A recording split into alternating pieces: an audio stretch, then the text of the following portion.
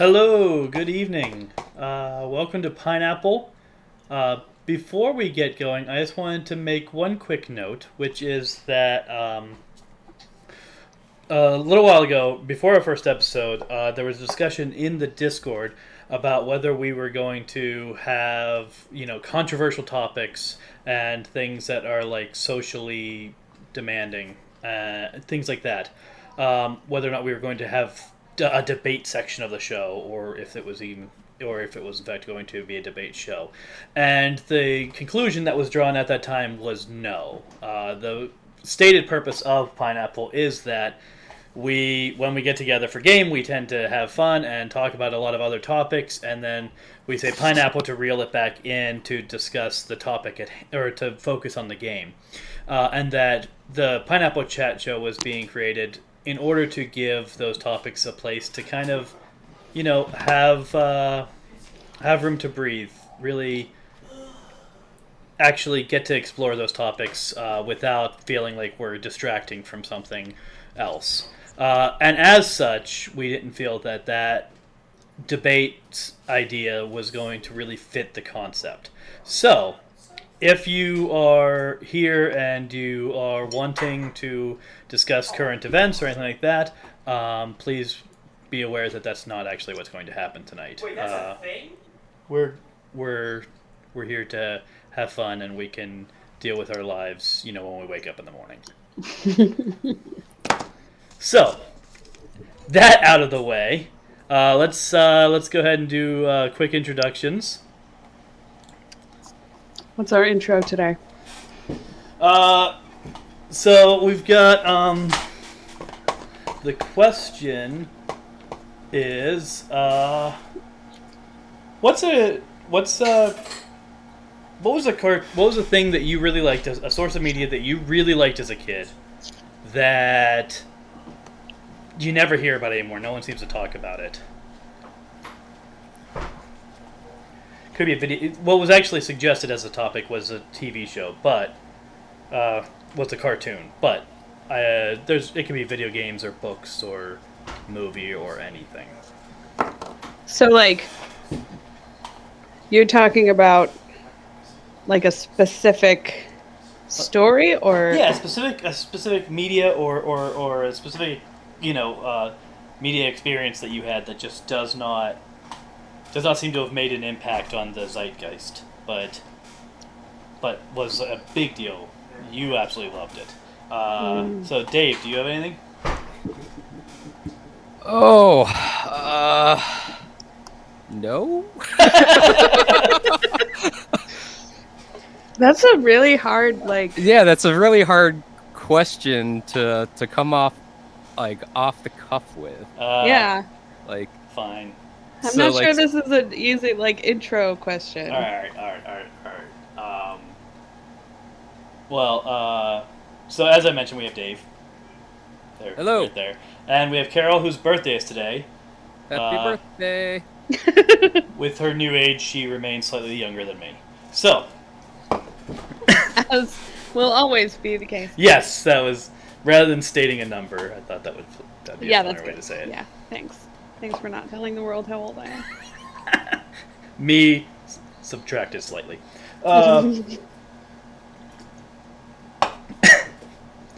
So, because of that, we're finishing off some birthday cake in this house. Yep. You didn't send me any. Well, you could come and get some. You know where we live. Chris actually had an answer. What the heck, Chris? Yeah, Chris is giving an answer in the chat instead of. Are supposed to be here. I know, you're supposed to be signing in. I mean, it's nice to have a viewer and to be able to engage with the chat, but, dude, you're with the in people. Soon, he said. Soon. I think, actually, Carol and I might have the same one, or at least share one. Hunt for Red October. We both... That was an extremely good movie. Loved that movie. I never see it mentioned. I didn't even really see it talked about when we were kids, when it was something that I was watching. I would watch it literally every day that I was homesick from school. We had a VHS of it, and it was recorded wrong. It was recorded on the wrong tape speed, and so it took like 3.5 hours to watch it. That's amazing. And so I It's would on my Plex. nice. And so I would watch it every single day that I was homesick from school. I feel like we have extremely different reasons for loving that movie, though. Yeah, Because- probably. Did you ever read the book? No. No. See, I'm surprised she didn't. But So, okay, I don't like war movies. I don't know that it's a war Not really a movie. war It's kind movie, of a- though. It's kind of a war movie. It's. I consider it more of a political drama, to be honest. Yeah, I think that's Okay, that's I don't accurate. like political dramas. Okay, How's that's that?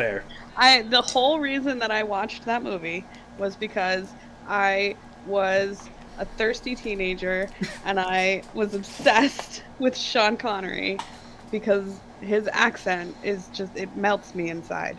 So This is a thing we run into sometimes with like Alice does. Begg. Yeah. So I tried reading the book. Like it's the Hunt for Red October is like one of my dad's favorite books. He's a huge Tom Clancy fan. I tried reading the book, but like Tom Clancy gets so far into the weeds with his descriptions of stuff. There's an entire chapter dedicated to the silent drive that, you know, powers the Red October. It goes into all the technical details, and I'm like, Wow. I can't read this anymore. So it's he's like he's like the Dickens of Yeah, I was thinking this sounds very Yeah. Moby Dick. Is what I was thinking. yeah. I was gonna say it's like, for me, it's like trying to read all of the songs in the Lord of the Rings. It's like, okay, I've had enough. I'm gonna skip over these 25 pages of the same poem or song. Wow. Man. Yeah, I was not a thirsty teenager. For Sean Connery or really much of anyone Or else. anyone else for that Yeah. matter. Yeah. I had a lot of celebrity crushes when I was a teenager, so I watched a lot of movies entirely based on who was in them. I think I'm not sure how much interest you have to have in a person to count it as a celebrity crush. Like is it? I watch every movie that has this person, because they're in it. Like, is that a celebrity crush, or is it like? No, like they're gorgeous. That's literally all it is. I might have had one.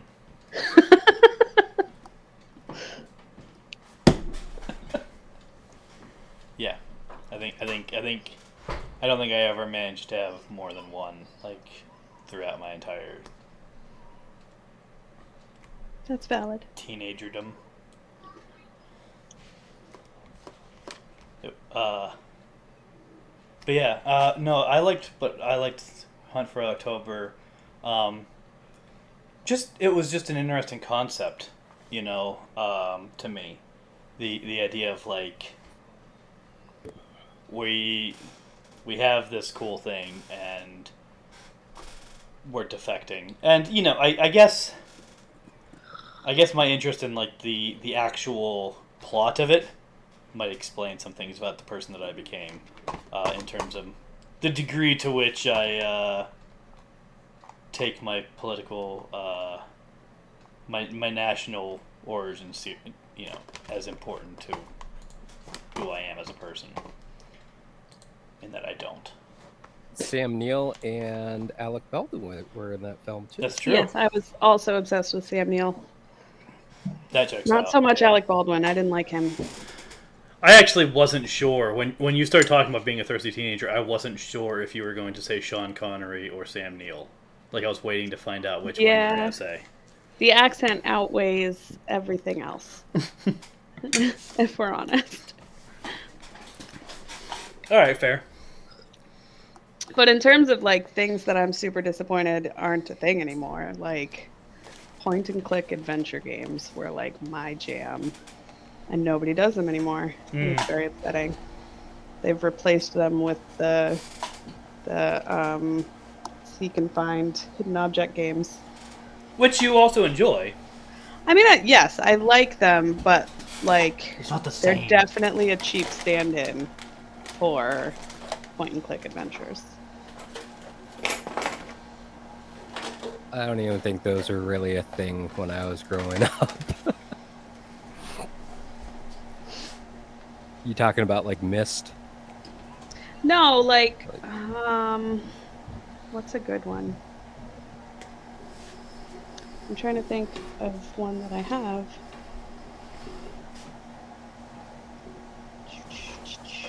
I'm playing one right now, actually. At this very yeah, it's actually open, though I haven't done anything because they talk, so I don't want to miss any dialogue. Yeah. If you like point and click things, then you would probably like is it Deponium? Yes, I liked Deponia. Yeah, and I have it. Mechanarium. I don't think I have that one.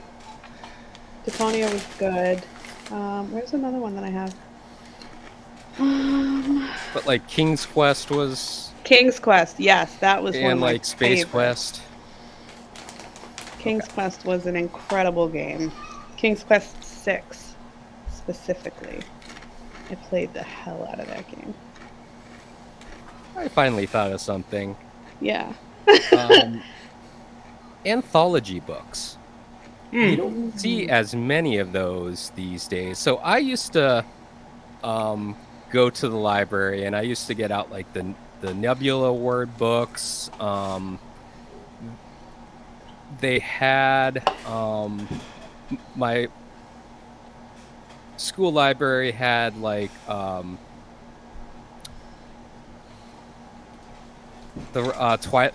Twilight Zone anthology series of books that I used to always get out.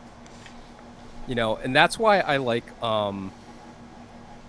love like shows like Star Wars Visions, that was just recently on Disney Plus, and like Love, Death, and Robots. I love anthology series because it brings back those memories of being able to read these short stories, self-contained short stories that would take like 5-10 minutes to read, but had just amazing stories. That's true. Choose Your Own Adventure books were huge back in the day. Yeah, I loved those. Yeah, well, so anthologies are still a thing. They're just... I see them a lot because I'm in the indie market. Yep. I'm active in the indie market. Because Tall Tales is published through the indie market. And so there are a lot of anthologies happening as a thing in the indie market. And you kind of have to go to that.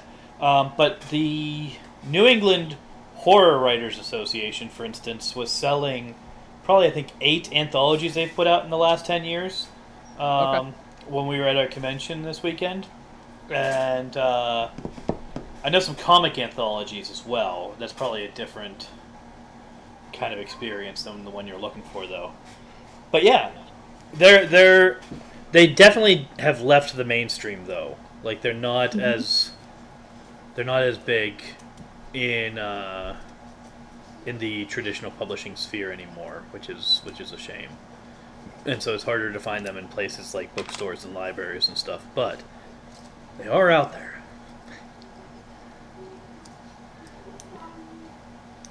Probably points to some if you end up wanting to look into how that's going now. Oh, I meant to make an addendum to your announcement. There may be some debate in the show as it pertains to the topic at. Yeah. Yeah. Like, yes. We don't agree on everything. We don't have to agree on things, but but we're not going to purposely put subjects in to be divisive. Yes. Truth. because we like each other and want to keep it that way. However, if you want to yell at and be yelled at, you can join our Discord, and there are channels for that. Or also be liked and Yeah. Also, or treated with kindness, because some of us are nice people. I don't think we're getting yelled at in the Discord. I think we have a very healthy debate. That's true. That's true.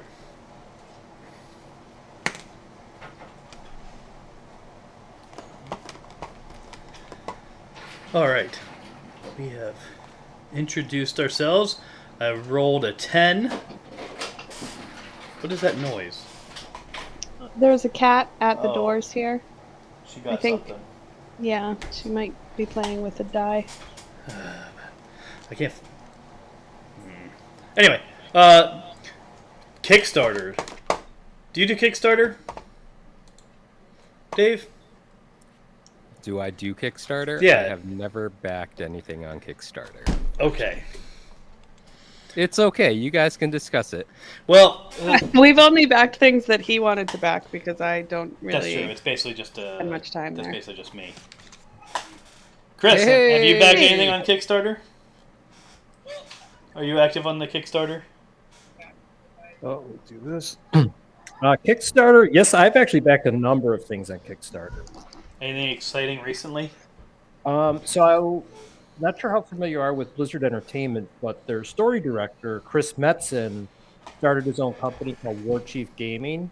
And I backed one of their basically their D&D adventure called Ouroboros.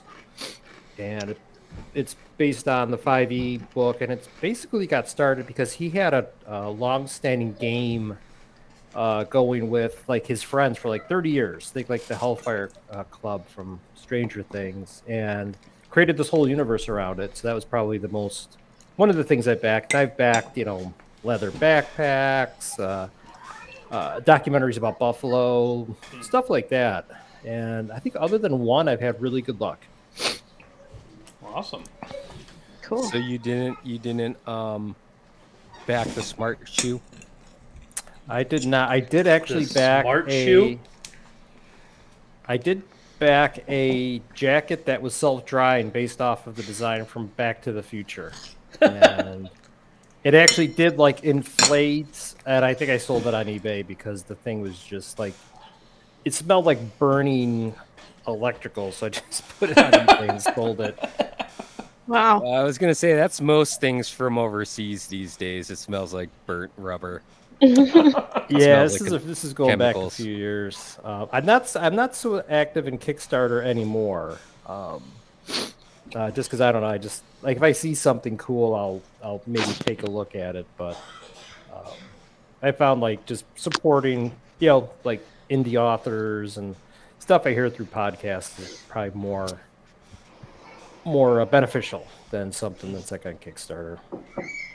We actually backed something this weekend. When we were at the, and I mentioned this in the Discord, but when we were at the convention on Saturday, we encountered a tabletop game that was being playtested there, basically, called Fae, in which you play as a type of Fae living in the modern world and trying to keep yourself unnoticed by humans. It's based on the guy's comic book series. He has a series of graphic novels and he or comic books, and he was putting out an RPG based on it, and it looked really interesting. And I talked to him about the system because it said that it was a D10 system, and I was like, Fae hiding among mankind with a D10 system sounds very World of Darkness, and so I talked to him about it, and it's not dice pool like World of Darkness is. It uses a different system that's based on D10s, and it does seem to have a different feel than how World of Darkness is designed to have. The gothic punk, as they described it in Old World of Darkness. I don't remember how they describe it in New World of Darkness. But it looked interesting. It looked pretty cool. So we backed that over the weekend while we were at the con. I got a free print out of it. because that was the thing he was doing, was if you backed it during the convention, then he would sign a print and you would get it for free. Wow, very cool. Yeah. It's actually it's right here. 1 second. Somehow my desk became a mess in like 2 days, so I gotta. But let's see how well you can see that. It's Wow. yeah. So that was the print we It's chose. a lot nicer when you see it in person. Yeah, when you It's see it got, in like, person, a bunch of there's a lot of detail. hidden stuff in it. Wow, that's so cool. Yeah. All right. So Kickstarter was a non-starter. Let's see what else we got here. Okay. Rolled a 19, which has been sitting in here since week 1. Tabletop games. What? Before you move on, you Yeah. should put a link to that Kickstarter should. in the chat to get Jay some more traffic. Yeah. Let me do that. Yeah, no, speaking of Jay Kickstarter, Moore. I'll certainly check it out. Oh, you know what? I can just get the link from the Discord. So, can't I?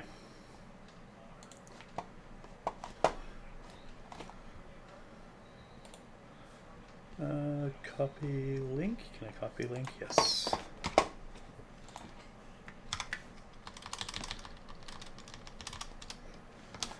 That should do it. Yeah, that should be the link to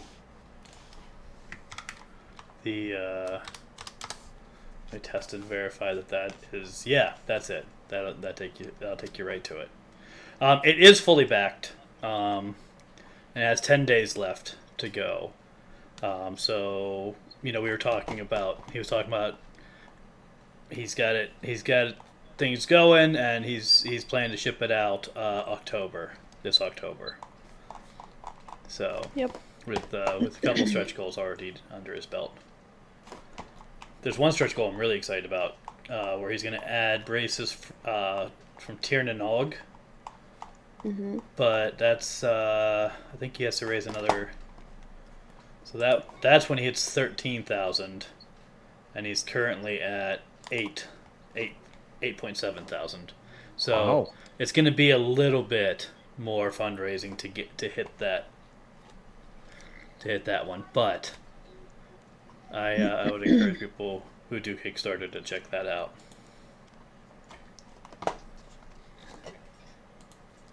And maybe we'll get the tier nog races. So what I rolled was tabletop games, which was a very open-ended topic. It was just, Yeah. I think it was intended to just be if we ended up talking about tabletop games, I had a thing for it.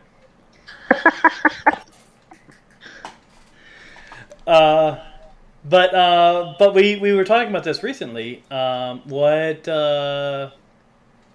we talked about what got you into tabletop games last week. We were talking about origin stories.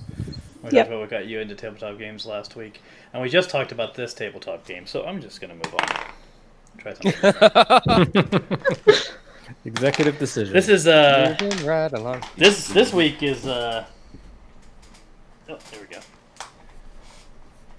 Successful adaptations is the name of the topic. Oh, that's the one about, like, games and books that became movies or TV shows or whatever? Yeah, anything that became anything else, but done well. Like Daredevil, the Daredevil TV show. And The Witcher. Yep. Now, see, I don't know a whole lot about the Witcher source material. It's Right. apparently the show is more in line with the books. I have Yes. heard that. Yeah. Yep. I never read the books. I read the first book. I need to read the rest of them. Yeah, she has some of them. Yeah. But there is definitely, like, stuff that's happening in the show that, like, you can see him approaching this situation and you're like, hey, I played that. And then it, like, goes exactly how it went in the game. Mm. So it's pretty cool. Yeah, I thought the games I heard were fairly accurate to the books as well, though. Fairly. There's some twists. Yeah. But yeah, it's such a hot topic because people get so worked up about like how the book is always better than the movie, and I don't buy that. I am not convinced that the book is as a rule better than the adaptation. Personally, Was this my topic that I posted? maybe might have been. Would be. I know there's so many of them, and I'm just drawing a blank on, book to like TV adaptations. Well, book to TV would include things like Good Omens that we talked briefly about last week. Mostly we were talking about Sandman at the time, but I mentioned Good Omens. And I pointed you guys towards Hogfather, which was a really good adaptation. I'm told that because the BBC puts out radio adaptations of a lot of the Discworld books, and I'm told that they're just kind of broadly really good. But the movies that we've seen that the BBC put out, or series, have also been pretty top-notch adaptations. I know, like, I mean, I will say I just finished season 3 of The Umbrella Academy, and it's we haven't done that yet. yeah, I'll just say I'm really enjoying the series to the point where I know there's definitely deviations from the comics, but at least the stuff that I've seen, it's pretty, pretty good. Kind of know comics are always, it's better in the comics. Yeah. I thought from what I knew of The Watchmen, I thought that was a pretty good movie adaptation. Oh, The Watch? Wait. Oh, the movie. The Watchmen movie. The Watchmen. I hate The Watchmen. No. So much. The things they changed. There are things that they changed that I think made sense to change, and there are things that they changed that I didn't. Like, they cut out so much of the stuff that made. Because, I mean, did you ever read the Watchmen comics? After the fact, yeah. Okay, yeah. Well, there's a lot of stuff that kind of really defines Rorschach that just does not appear in the movie at all. Oh. And Ozymandias's whole backstory is Yeah. left out. yeah, the whole deal with Ozymandias, and like those two characters, and I know that the comic and the movie both largely follow Owlman, and for good reason, or Night Owl, or I don't remember now what his actual name was, but that owl guy, and it largely follows him, and for good reason, but the stuff, like the central conflict of the story is basically between Ozymandias and his view of the world, and Rorschach and his view of the world, and the owl is navigating that conflict throughout. Like that's what's actually happening in the comics. Why it's following him, and because they cut so much of Ozymandias and so much of Rorschach out.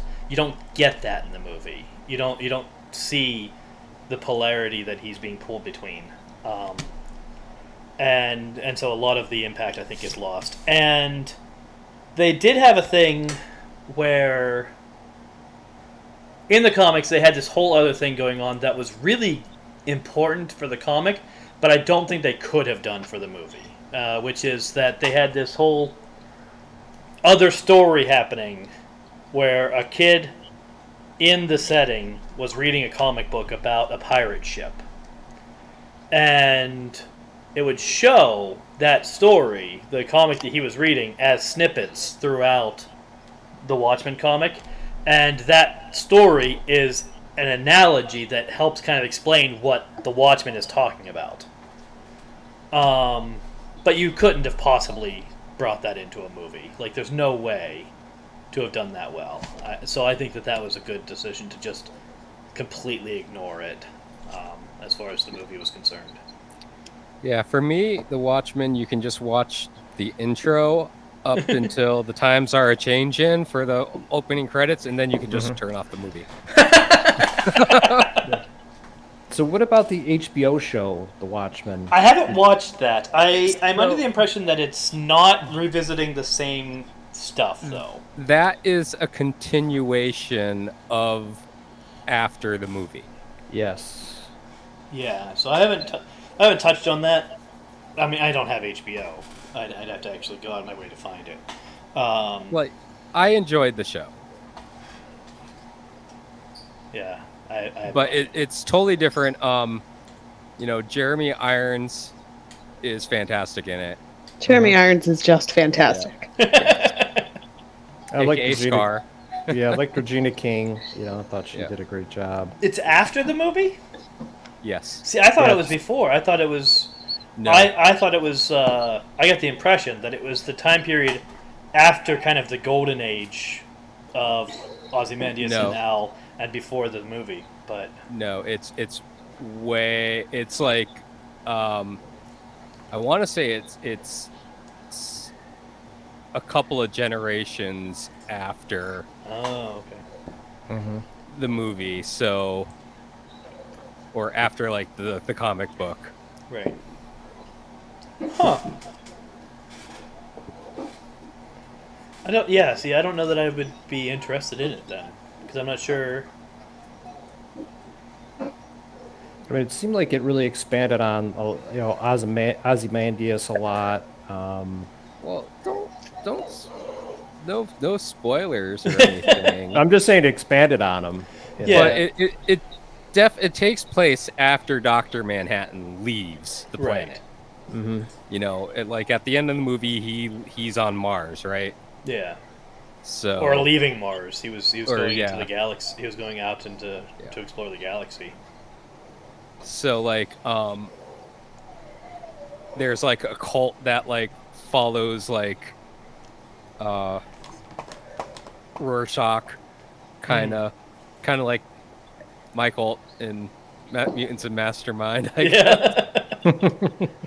So So it has to be after the comic then, because Rorschach didn't do the things that would incite that in the movie. right. Huh. Yeah, I think it's like, I did something like 20 years or 30 years after, like the movie or the comics or something like that. Okay.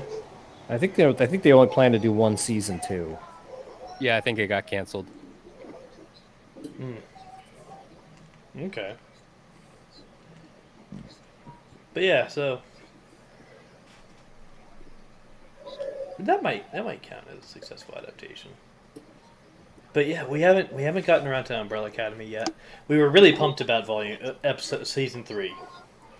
Yeah, and then we got into Kingdom Two Crowns. Yeah, then we got addicted to Kingdom 2 Crowns, and I have been playing it, probably a bit more than I should be. But it's yeah, because I was supposed to not play it much without Carol, and I have. I was gonna say it used to be where I would see Tim active on Discord and he'd be playing The Sims, and now that's been replaced with Kingdom 2 Crowns. Oh, does it show Yep. that on the Discord? Yeah. Yep. Yeah, for the longest time, it would only ever show anything when I was on Scrivener, which is fascinating that Scrivener shows up as a game on Discord. Yep. But then it was like, oh, now we're getting some Sims 4, and now it's just like Kingdom 2 Crowns all the time. So what is the Kingdom 2 Crowns about? Is it like a co-op game? Is it like an adventure game? Did you ever hear of Kingdom New Lands? No. Well, the original is just called Okay. Kingdom. New Lands is an expansion. Okay, mister. I've been doing all the research. This- So it's essentially a roguelike meets tower defense. Oh. Yeah, it's really cool. Like the concept is really cool, and they in Two Crowns they really pulled it off. In the original, some of the mechanics are a little off. That's true. But they really perfected it in Two Crowns. Yeah, I'm looking at the Steam page for it, and I love the pixelated graphics and. Yeah. Yeah, it's interesting. I was under the impression that I probably would not like roguelikes or tower defense games, but apparently, if you When you combine put the two them of them together. just right, Yep. it's good. It's a good game. I'll definitely as well. It's only like $5 on Steam right now. Yeah. Yep. Holy Yeah, cow. that Steam summer sale is kicking in. Yep. Yeah. Get the whole Imperial collection for like 13. Okay. Oh, I know what I'm spending money on tonight. I somehow already had it in my library. I must have gotten it for free or got in a bundle or something. I've never played it. Yeah, it's really fun, and Two Crowns introduces co-op, so Yeah, it's It's, split screen co-op, which is what Carol and I have been looking for our stream, our couples game Yep. night stream. So yeah, but it's fun, and yeah, you have to, you're basically establishing a kingdom across multiple islands, and you get attacked nightly by these monsters called the Greed, and so you have to spend your day kind of making sure you have your defenses, making sure you have soldiers to fight the Greed when they come, making sure that you have a way to make money to pay for the defenses and the soldiers and things like that. And kind of you're building up your tech as you're going, and you're kind of expanding, and eventually you can explore to another island and get new tech and stuff like that. Wow. yep. And if you die after you get to another island, it Or has at any like, point. well, early enough on, it doesn't. At least in the first game, because I haven't died in Two Crowns yet, so I don't know how that works in Two Crowns. I But died once in Two Crowns. in Two Crowns, if you die at any point, your heir takes over. Yeah. Oh, So okay. like everything kind of remains the same, but it just passes on to the next in line. Yeah. So It's kind of the same. It's because when you leave your island, everything that you left behind does decay over a certain rate, and so if you leave your island, if you leave the first island and you don't come back for a long while, when you come back, you'll find that almost all of your walls have fallen down. If you're gone long enough, and that's what happens when your heir takes over, is that time has passed. yeah. Oh, okay. And so, like, when your walls fall down, like, the foundations for them are still there, and so it's pretty cheap to put them back up. But, like, if you didn't set any money aside in the treasury, then you don't have any money, to do that with. And you have to really quick get things back up and running to get that money. But if you did put money in the treasury, then you can start using that to get things up and running again, and then, just kind of resume where you left off. Oh, okay. Oh, it definitely sounds right up my alley. I've been getting more into roguelikes. I was never like a big player, but when they started adding in the like, well, what do you make progress each time you go through, that sort of pulled me in. I know there's that game that came out probably almost 10 years ago called Rogue Legacy. That you'd go through the castle, you'd get gold, and if you got killed, and you get to pick one of your heirs. And I remember the trick to that was each heir could have like they had hereditary things they inherited, so they could be like they're colorblind, so when you go into the dungeon everything's black and white, or they're short-sighted, so things are, you can only see a certain distance, things are pixelated. Oh, wow. That's They pretty have cool. tuberculosis, so they're coughing up blood constantly.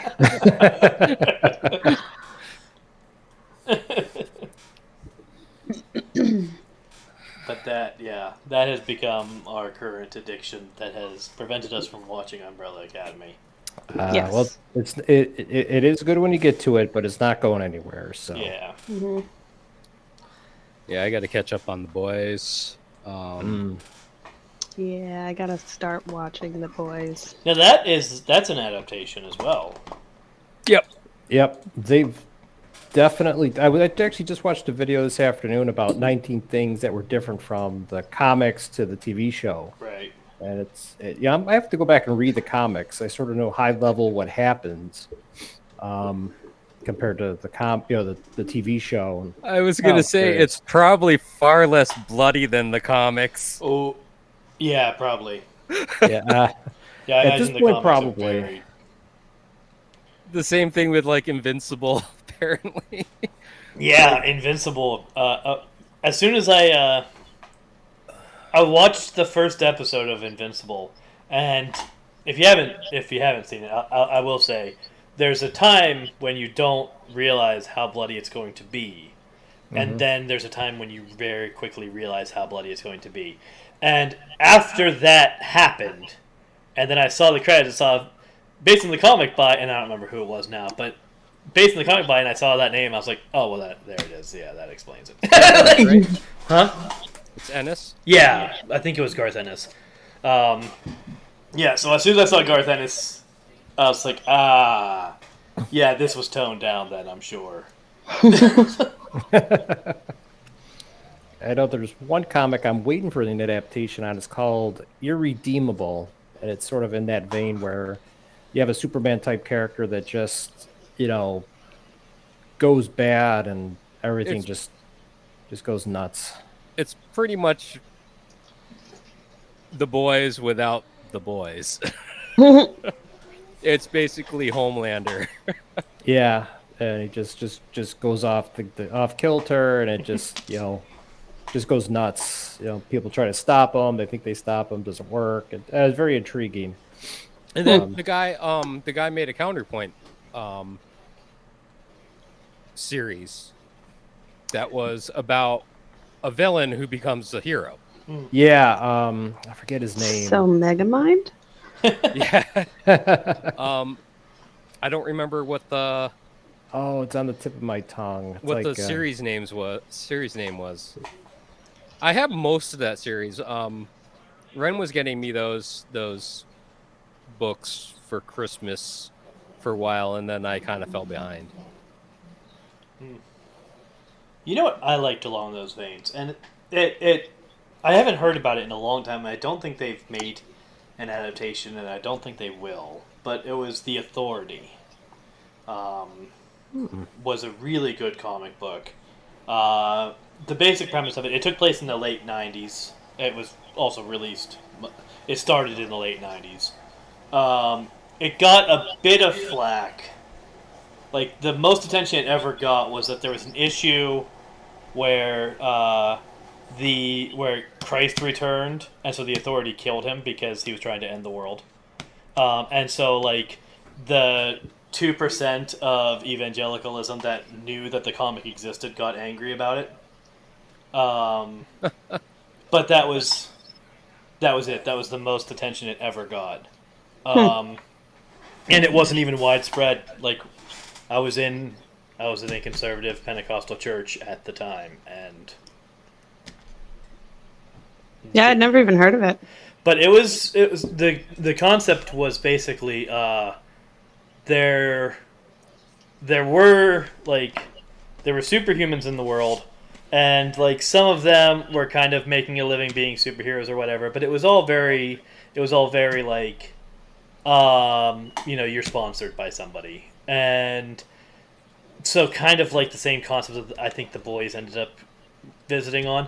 But in this it was a group of superhumans who said, no, we need a superhero team that's just like outside of all of these channels, is not being regulated by governments, is not being regulated by corporations, can just mete out justice as needed. And they called themselves the Authority. And they were organized by Jenny Electric, who was she was the spirit of the age, was her power. And so she would get born at like the stroke of midnight at the beginning of a century, and she had powers related to whatever the main, like whatever the big technological thing was going to be that century. And then she would die at the stroke of midnight at the end of the century, and a new Jenny would be born. And so Jenny Electric was, or yeah, I think her powers were electric based in the story. She knew, hey, it's like the 1990s. I don't have much more time on this planet before Jenny whoever takes over. I need to make sure that we've got something solid, so that the world doesn't fall into crap, as the Millennium has.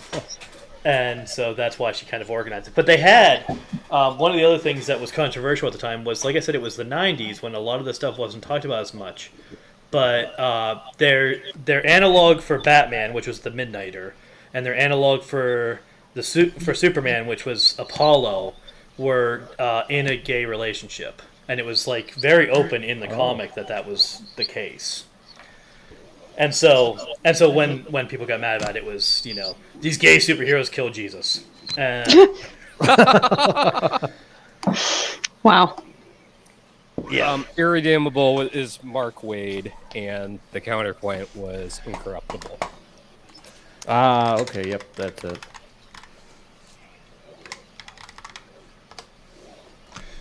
Who did the Authority? Oh, Warren Ellis and Brian Hitch did the Authority. It was on Wildstorm. Oh, that makes sense. Yeah. Warren I'll have to Ellis. look that one up.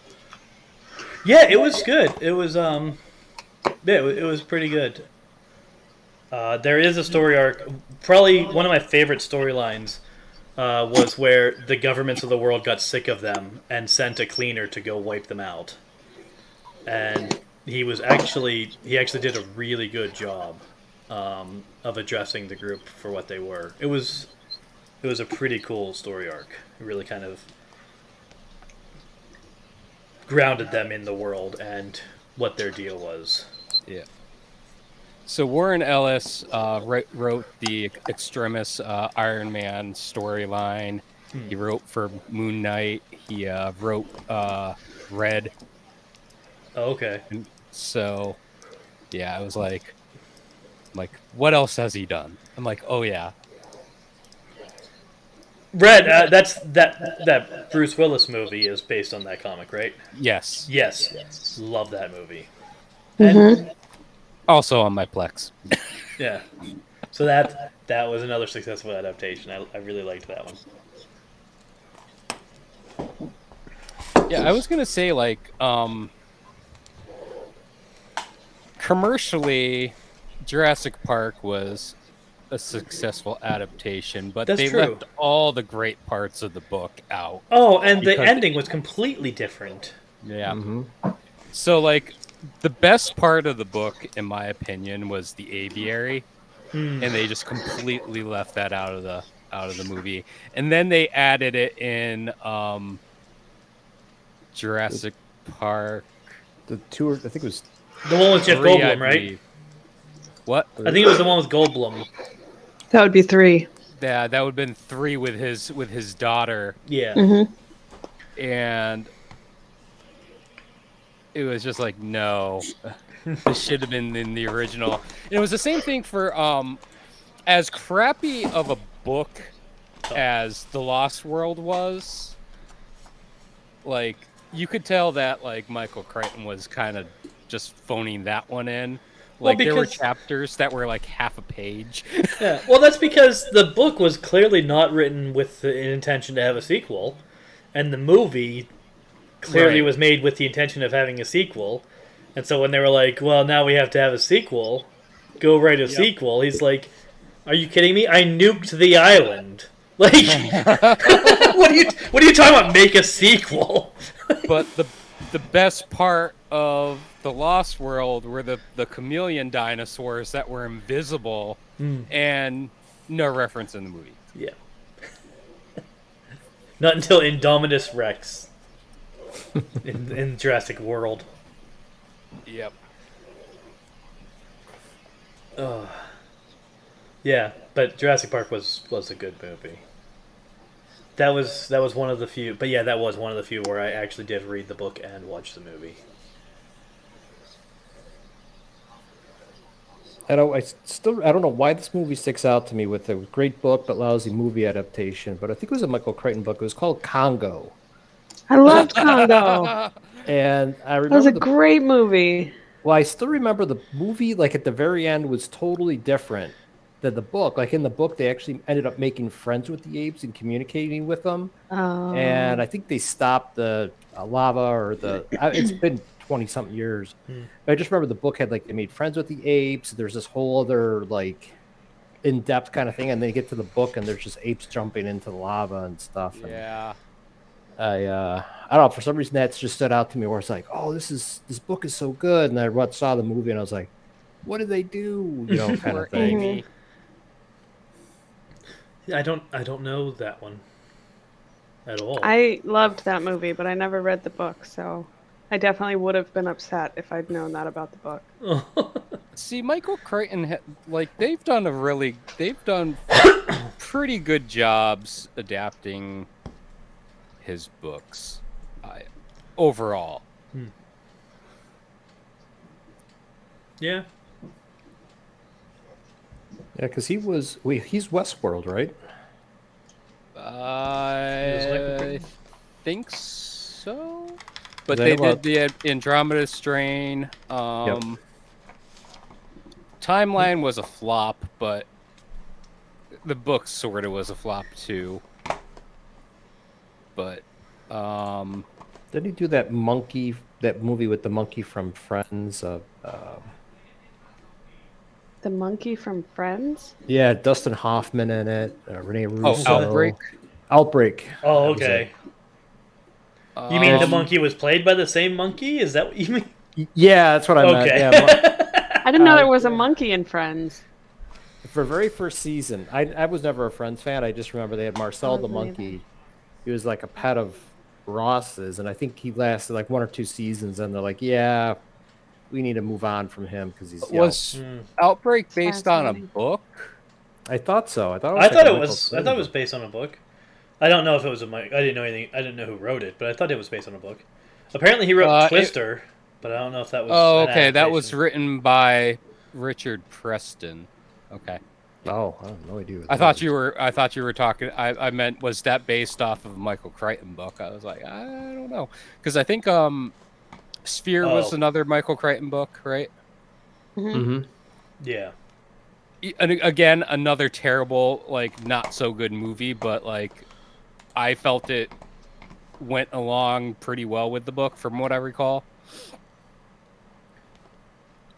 I'm just like spitballing, but was The Abyss based on a book?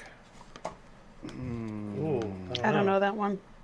That was a good movie. I remember liking that one.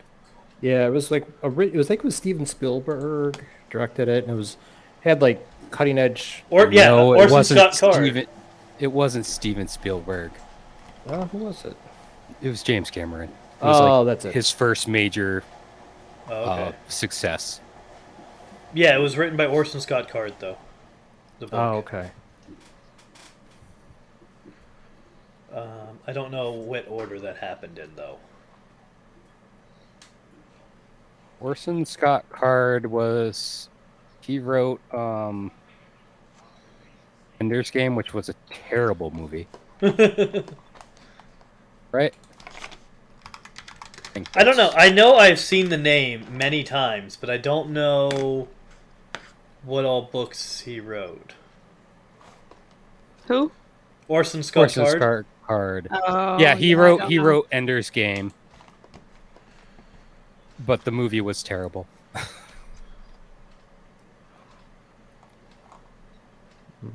You know what movie I like to this day is The 13th Warrior. That was a fun movie. That was also Michael Crichton. Was it? Oh, Yes. was it? I thought he. Oh, Wait, y'all are a good movie? Oh. Dalshin! How's it going, Dawson? Yeah, Ender's Game, I'm looking at the Wikipedia page of Orson Scott Card's bibliography, and Ender's Game has 1, 2, 3, 4. Yeah, that was a huge series. I was disappointed that they never did a good job on the Aragon series. 34 stories. Did Some they of them are make short a- stories and some of them are books, but 34. Did they make a Aragon? It was a movie in the mid 2000s, I Oh, believe. I did hear about that. Yeah. Mm-hmm. Okay. It was not Lexi might very good. want to see that I eventually. think Jeremy Irons was in it. Was actually in it too. I think so too. Yeah. I think I have to look up. I'm not great with celebrity names. Who the hell is The Jeremy Praetorian Irons? The who? in The Color of Magic. Oh, okay. He's also Alfred in one of the Batman movies. I was gonna say he's Yeah. Alfred in the Zack Snyder Batman movies. Oh, okay. Those friggin' movies. Those were not my favorite take on the character. Nor mine. It was.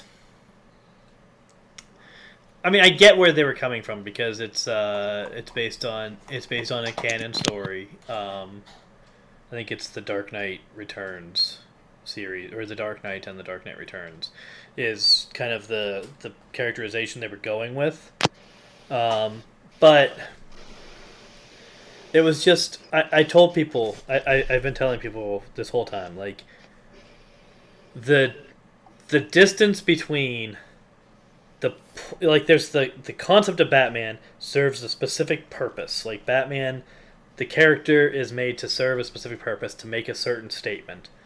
And the Batman in those movies deviates so far from that purpose that it's difficult for me to accept it as Batman. I mean, like, I liked the movies. Like, I think they're good, like, what if superheroes were real type of conceptual movies, but they're not Batman movies. And the distance between them is the distance between these two lines that I think define the two characters.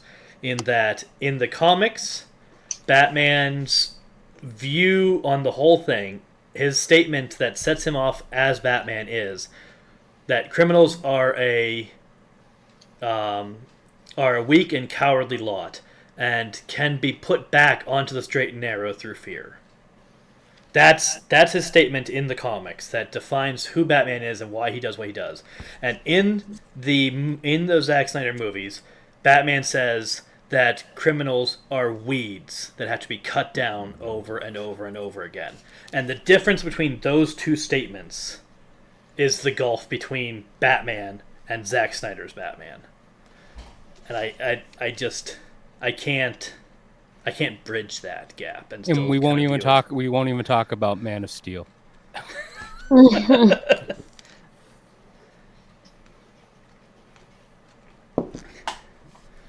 But yeah, it is a successful adaptation of kind of the Dark Knight, that series that was put out. But I don't like the Batman they introduced in that series. So I would.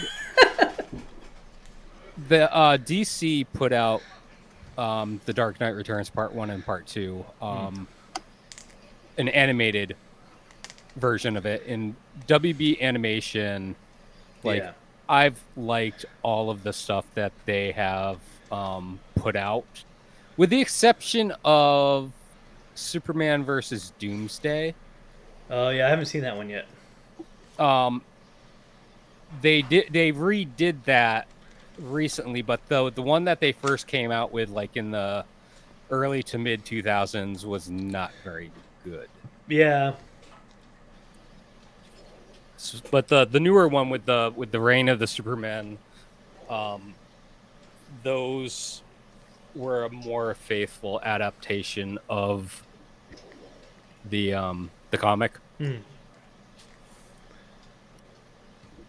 That was a weird time at DC, man. Those years right after they killed Superman, when they were introducing all these weird Supermen.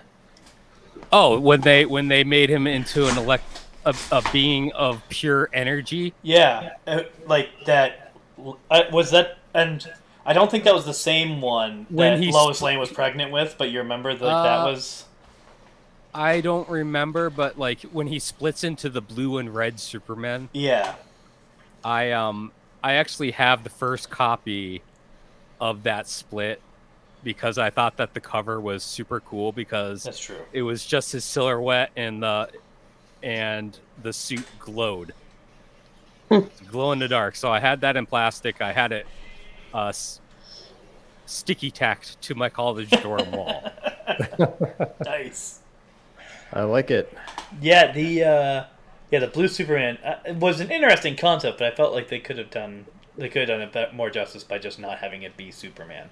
Yeah, and then he had to go and get the containment suits from Yeah.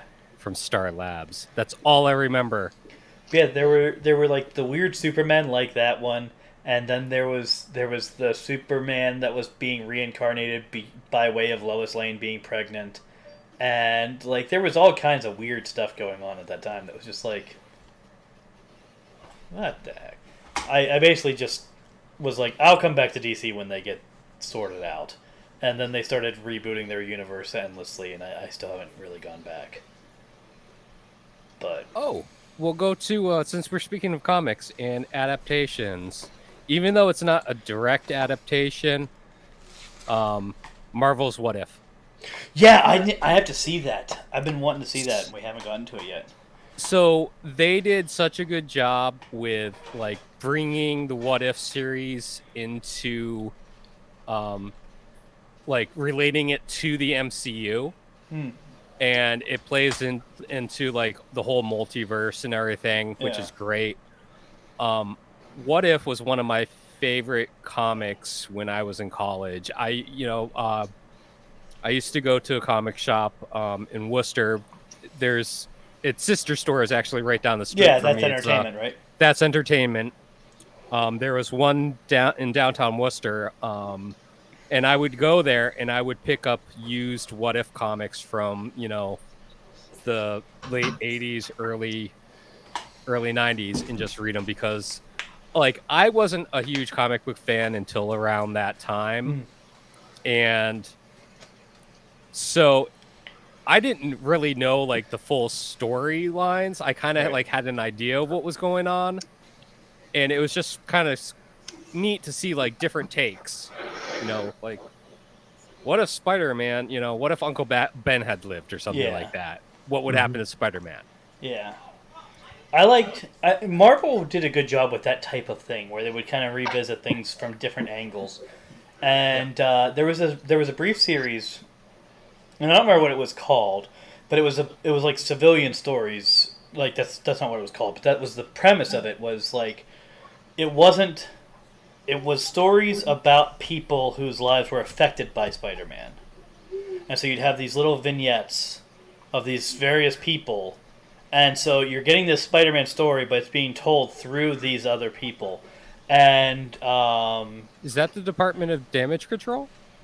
no, I don't think it was called. I think there was a series that was based. That's where they got the Department of Damage Control from, like that they're showing in the movies and in the Oh, okay.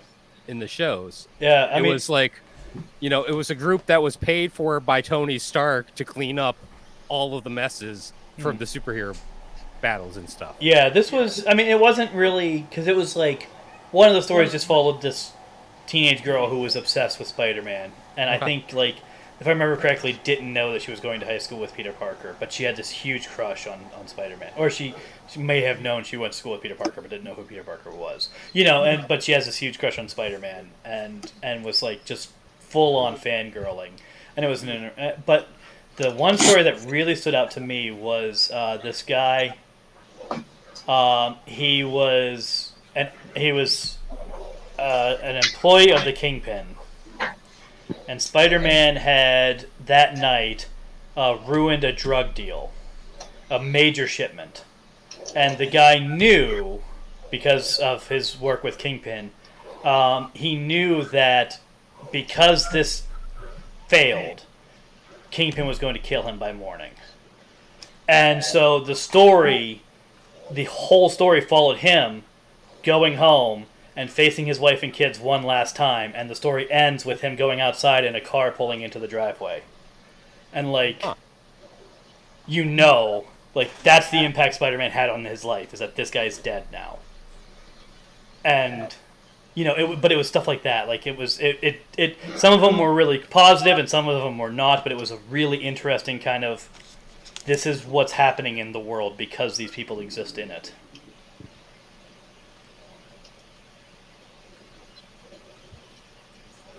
That was just really interesting to me. Yeah, some of my favorite, just not even just Marvel Comics, but any story is all that like alternate history, what if kind of stuff. I'm always, fascinated by that kind of stuff. And your camera has gone blurry. I know. I don't know why. It's weird. But I don't have anything to contribute to this conversation, so. Yeah, she's not really a comic book person. Books.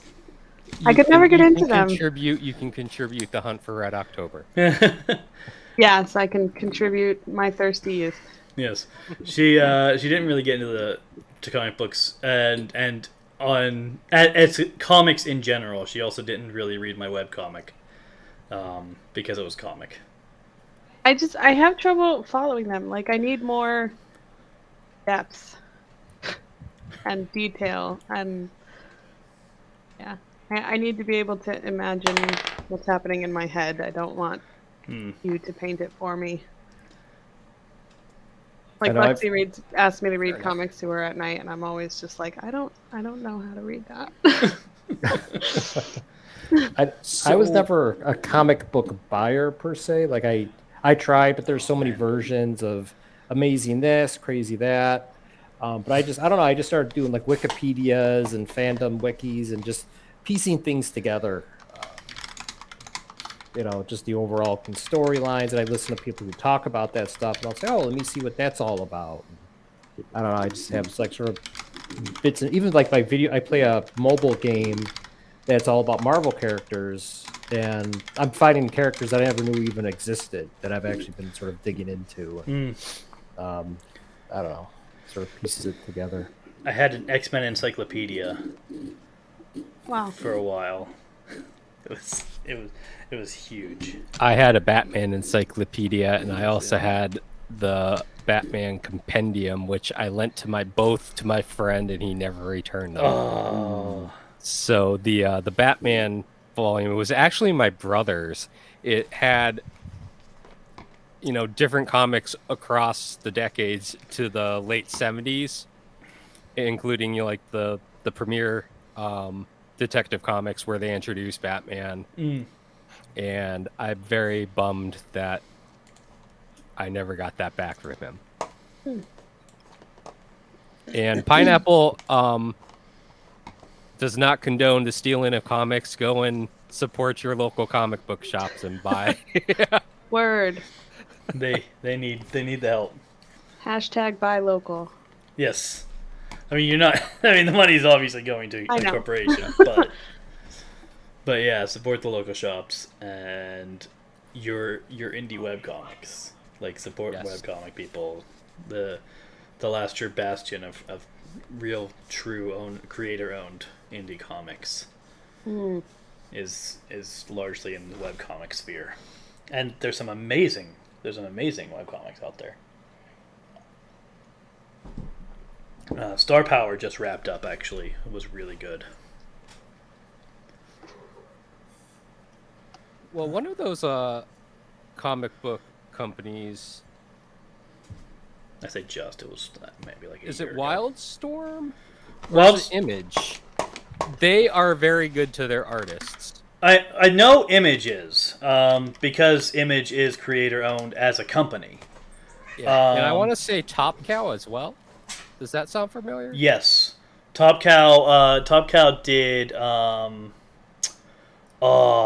Darkness. They did, But I think they have the same business model Witchblade? as Image as well, right? Witchblade is the other one I was thinking of. I think so, but I don't remember their specifics. But you don't hear much about those ones anymore. Because Image, the reason that Image got the big name was because it was Todd McFarlane. Todd McFarlane, yep. And what's his name? The guy who can't draw women's feet. Rob Liefeld. Okay. And then Image was also The Walking Dead, right? Yeah, I think The Walking Dead was Image. So yeah, they're kind of the bigger name of that group. But I don't know if they have much going on right. Like I haven't heard about them in years. yeah. And Top Cow and Wildstorm even longer. I haven't heard what they're doing in a long while. Yep. And also, I think Will Eisner had signed on with Image too. Yeah, Image, because I remember, if I remember correctly, Image had the advantage of it was people who were already established and well known in mostly DC Comics, who decided that they wanted ownership of their creations, and so they very publicly made their own company to do that. And so Image kind of started with a big name, whereas Top Cow and Wildstorm really had to kind of claw their way up to that, to being recognized. Even though they did have, like I said, Wildstorm had Warren Ellis's The Authority, so like, Yep. they at some point they got people who were already notable in the industry, or maybe they got people to the point where they became notable in the industry. But they didn't have that. They didn't have that clout that Image had when they first started out. Dolshin was shouting out "Death of Superman." Yep. It was one of his favorite items, and I'll second that with Batman Nightfall. I think those were probably the two of the best DC storylines of the 90s.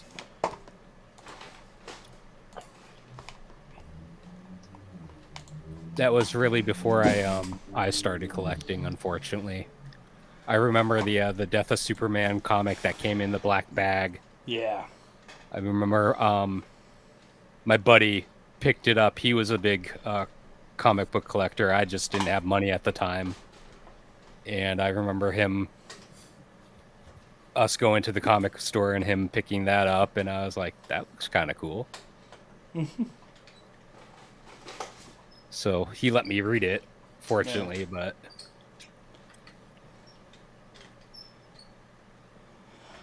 Okay. I'm going to change gears just so we don't spend the entire time talking about comic books. That'd be nice. I would like to have something to say. Oh. What did I just do? Although I'm just sitting here playing a game while you guys talk comic books, so that's okay too. Wow. Okay, I rolled game you finished but wish you'd never played was the suggested topic. Immediately comes to my mind is Game of Persia, the Prince of Persia. Prince of Persia, whatever. Game of Persia. I don't even care. Which Prince of Persia are you talking about? I played it. It was a relatively new game on a then current generation console. When I played it in an apartment in Boston, so that would have been 2008, maybe 2009, end of 2008, beginning of 2009, somewhere in there. So it's not the original then. No, I didn't actually know there was an original until after I played it. So it was a fun game. I enjoyed Prince of Persia. I enjoyed playing it, the whole way through. I actually beat the game, which is one of the few games that I had ever beat before meeting Carol. Maybe one of like 3 or 4 games I'd ever beat before meeting Carol. Admittedly, that's at least partly because my copy of Sonic 2 was glitched. But the ending. So you're playing along, and you're saving the world from this darkness and doing all this stuff, and then there's a mouse. Hello, mouse. Oh, that explains the cat's Yeah, Very it's good just walking across my floor. That's Yeah, cool. it won't be for long. Yep. The cat's going Yeah, after.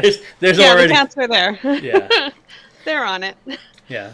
Our cats have a job and they do it well. So we're gonna have a mouse die on stream. But then They're flinging it up in the air. But then, at the end of the game, in order to like get the princess back or whatever you're doing at the end, like I've blocked half of it out. In order to finish the game, you have to do this thing that undoes everything you did in the entire game.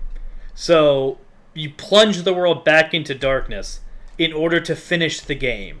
And I was just like, no, I'm done. And I took it straight to GameStop and sold it and for a steep discount because that's how GameStop do. No, it wasn't. You bought it for 60. You sell it for 2. It wasn't GameStop. It was. I think it was Newbury Comics. Actually, I went to Newbury Comics and was just like, just take it and give me something else to play. And That's funny. and got a different video game.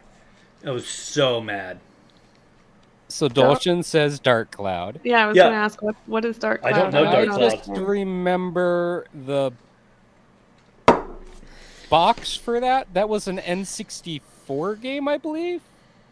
And I always thought that it was Link on the cover. We'll see what he types. Yeah, After Dolphin, the response. please educate us as to the Yeah. nature of Dark Cloud, Yes. because I'm sure not gonna know it. Not a video game person. Yep. In the meantime, I have a slightly Yeah, he said he thinks it was controversial N64. game that I wish I'd never played. It was a grinder of a game. Still have no idea what Dark Cloud is. I'm gonna look up Dark Cloud while you're talking on. Final Fantasy IX. I don't think it's that controversial. It would be controversial if he said 7, Yeah, because there are people who would marry 7 if they could. that's true. So, I never actually beat Final Fantasy IX. Oh, it does look Because- like Link on the cover. You're right. Anyway, Because the final boss of the game, there's like only one way to beat him. And in order to beat him, there's like, so really, really early in the game, like maybe 15 minutes into it, you can take a left or a right. And if you go right, there's a chest at the end of this path. And inside this chest is like a weapon mod or whatever it is. I don't even know what it's called in that game. It was so many years ago. Called Knights of the Round. And it's like the strongest thing in the world. And it's literally the only way to beat that Oh, boss. it's your summon materia. Yeah. They don't tell you to go pick it up. So if you don't turn right, you play through hundreds of hours of this stupid game and get to the final boss and can't win. So that's what I did. And it So- sucked. That's the Mage's Tower or the Wizard's Tower for me in Dragon Age. Oh, really? oh yeah, you're still stuck there, aren't you? I mean, Did you I was try going there first? I was playing it on the PlayStation 3, and I went there fairly early on, That's not. and that's not a I good plan. didn't have enough potions, and The game locks you AI in. the team Yeah. AI kind of sucks in that game. That's fair. And I got locked into the tower with no way to win. I kept on dying. I think I tried it like 50 times, and then I was just like, I'm done with this game. Threw it away, I basically. did that with the Fade. That's not at the Wizard's Tower. Where was that? Well, I mean, you go into the Fate in the Wizard's Tower. Are you in Origins? Because you go into the Fate in each game. But I think It might have been the Wizard's Tower. I don't remember. There was like one specific thing that's in the Fade, and it's if you do it before you go to what's the name of that town? Red something. Red Wall. Yeah, if you try to do it before you go to Red Wall, like there's literally no way to finish it, and you're just stuck there. Oh.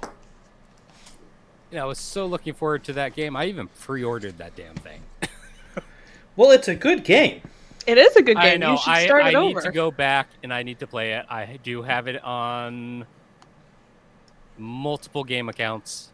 I love that game so much. So, it's one of those games that I definitely need to go back and play.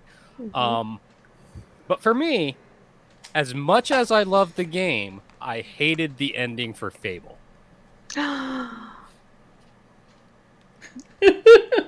And the reason was... I don't remember how it ends. The reason is that you have no choice in the ending. Like, I did everything I could to be the paragon of, you know, making all the good decisions, and then it's like, oh, you become the Jack of Blades anyways because you pick up the sword, and it doesn't give you a choice. Why don't I That is remember the that? ending. I don't know. You've definitely played it. Yeah, but I don't remember becoming the Jack of Blades. And I just remember being so pissed off because I was like, this is stupid. Unless I'm completely doing that wrong, I thought that you had to become the Jack of Blades. Fable 1 has 4 endings. Really? Yeah. Huh. Did I? I definitely never became the Jack of Blades. I think you just made the wrong choice. Oh. So he says, sorry I was playing in real life and couldn't remember, but PS2 does make perfect sense. It was just a 80-hour-long dungeon crawler that if you missed this one epic sword, you were hosed for the end boss. So See, very similar. Too many games do that to you, or did that to you way back when. See, I thought... Friggin' PS2. See, I thought that Sonic the Hedgehog 2 did that to you. Because that was my copy of Sonic. We would play through the whole way through and do a really good job. Like I got that game down, man. And I would get to the Robotnik and the Silver Sonic, and I would beat the Silver Sonic, and then I'd go running after Robotnik, and he would get away, and the game would just end. And that was like, you never got the thing that you were going after him for. Like, he would just start flying away, and you start running after him, and then he would just get further away, and then Sonic would be running, and then the game would stop. And that was it. And that was like, one, I think I just lost the game, and I don't know how. And two, like, that's so anticlimactic. I hated it. And I, like, looked for advice, and of course this was pre-internet.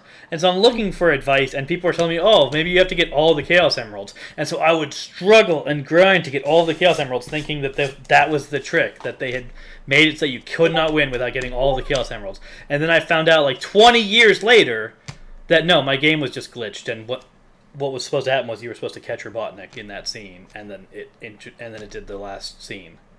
And my copy of the game was broken. It was so frustrating for the longest time. But it's okay for the for Fable because I ended up picking it up on the Humble Bundle Ukraine. I missed that. I was waiting for Payday, and when Payday came, it was over. I Oh, was very upset. dang. Yep. I don't think I knew that. We hadn't talked about it. No, we didn't really talk about it.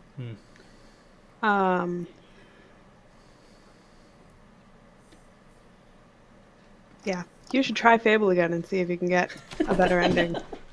I started playing it again. Have you considered that your version of the game was broken?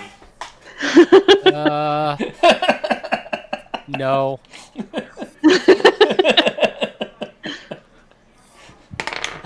Fable 3 was a pain in the butt, though. I'm never going to get over I that. hated, like, the entire last half of that game was terrible. I never played 2 and 3 because I was so pissed off at 1. That's sad. 2 was pretty good. 3 was good until the halfway point, and then it got terrible. I'm excited for the next one. But 2, you could get a dog, right? Yeah. I think you automatically You have a did get dog in 2 and 3.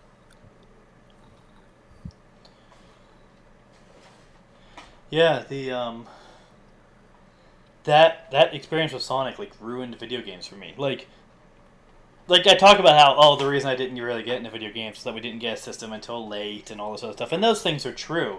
But I think I was just so mad at Sonic that I just never got into video games. That and what was that other one? Orochi or whatever? Oh, that was much later, but oh my goodness, yeah. Genshi. Something I with the always say blade. that one wrong. That was... I loved that game. Oh, I loved that game so much. It's a Japanese like Age of Samurai fantasy, and so JRPG, right? yeah, it's I don't think it was turn based though. And what happens is you're always playing as one of the 4 characters, but you can switch who that is, and you level them up individually. So you get whoever you're playing as gets more XP, and then you spend XP on that. You can spend their XP individually, and so my favorite of the 4 was the guy named Benki. So like there was the prince, I don't remember his name, who was like he had 2 swords and he was very fast and that was his thing, and there was like a girl who had this like circular disc bladed thing that she would throw, and she was pretty cool. And there was another guy who had like a different sword, and he had a slightly different approach. Like he was more ninja style, and the other guy was more like very fast samurai. And then there was Benki, whose weapon of choice was a pillar, like just like from a temple, just a giant pillar, and he would just just plow through people. And he had this move where he would spin around with this pillar and just decimate. And I Cassie, loved just catch it. Don't just look at it while it runs around. They're playing You with have it. one job. Yeah, she's playing with it. That's how cats do that job. Toying with it. Well, she can play with it somewhere that isn't my office. I'm afraid it's gonna run over my feet. But so Benki was my favorite, and I had a blast playing him. And then Titus, it's not under there anymore. Cassie's got it over here. many hours into the game, like it's like something like 80% of the way through the game, Benki dies, and it's unavoidable. Come here. And so I'm like, he is my favorite character. I'm like, I don't get emotionally invested in things, and I am emotionally invested in Benki. And he is like my favorite, and I've spent all of these points on him. Like he's this by far the most leveled of my characters, and they just killed him. And I was so mad that the moment that I realized they killed him, I turned the system off and went down to and took it straight down to Newbury Comics and sold it for Prince of Persia. And So that was just a string of bad games. that was just a string of bad experiences for me. And then, like 2 years later, I found out that it was a psych out, and if I had kept playing for like another half hour, Benki would have actually returned to the group, and I could have finished the game. And I was just like, "Are you kidding me?" That's kind of like Final Fantasy with Aerith, because it's like, you know, if you hadn't played it before and you're just like, oh, I got this awesome healer. Oh, she dies. Yeah. Oh, okay. And then it's like, well, now that I know that she dies, I'm gonna try to max level her so I can get her limit break 4. Right. Because had I known that, I would have done that earlier so I could see it. Yeah, I like Final Fantasy VII. I actually played it quite a lot for a while, but then I got to the point where you get the Ragnarok. You know, that part of the game where you get the airship. And I was on the Ragnarok for the first time, and I turned the game off to go do something, and I never played it again. Ever. And this was actually related to a different topic that someone suggested, was game that you liked but quit partway through. But I did. I put it down for some reason, and then, for no particular reason, never picked it up again. And so I've never finished. So many copies of that game. Final Fantasy VII? Yes. To this day, I've never finished it. I have no idea how it ends.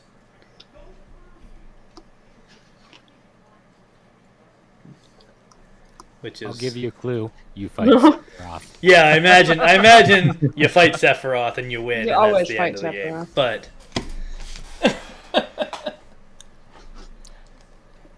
So I will say that this is a fun fact. My alarm is the prelude to Final Fantasy VII. Nice. I wake up to it every day. Have you Nice. finally realized it's not over there?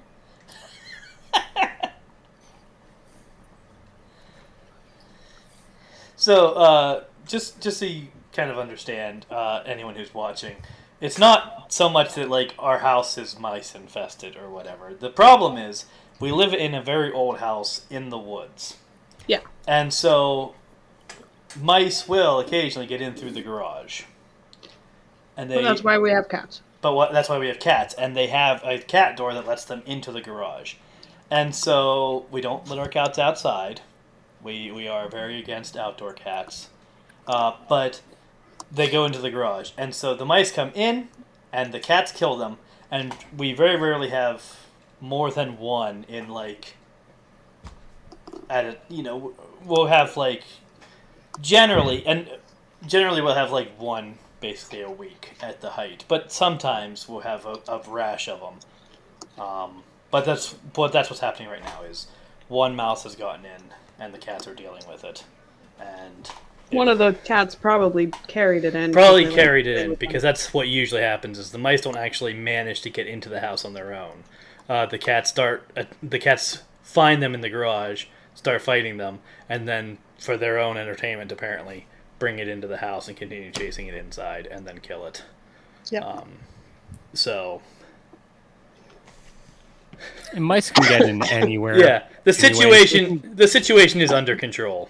It can fit through a hole the size of a pencil. So That's true. Yeah. It's true.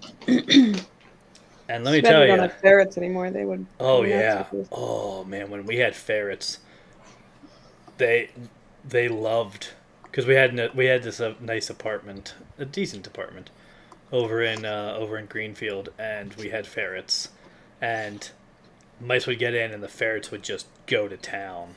They loved it. But we can't have ferrets here because if mice can They'll get get in, then ferrets can get out. Is basically Yeah. the problem. And if a ferret gets out, it's gone. And ferrets they're not domesticated, but the process that they went through to make them pets was mostly to hunt rabbits, and we raise rabbits. So, like, That would not be a good situation. if we had a ferret get out, that would be devastating to us. Yeah.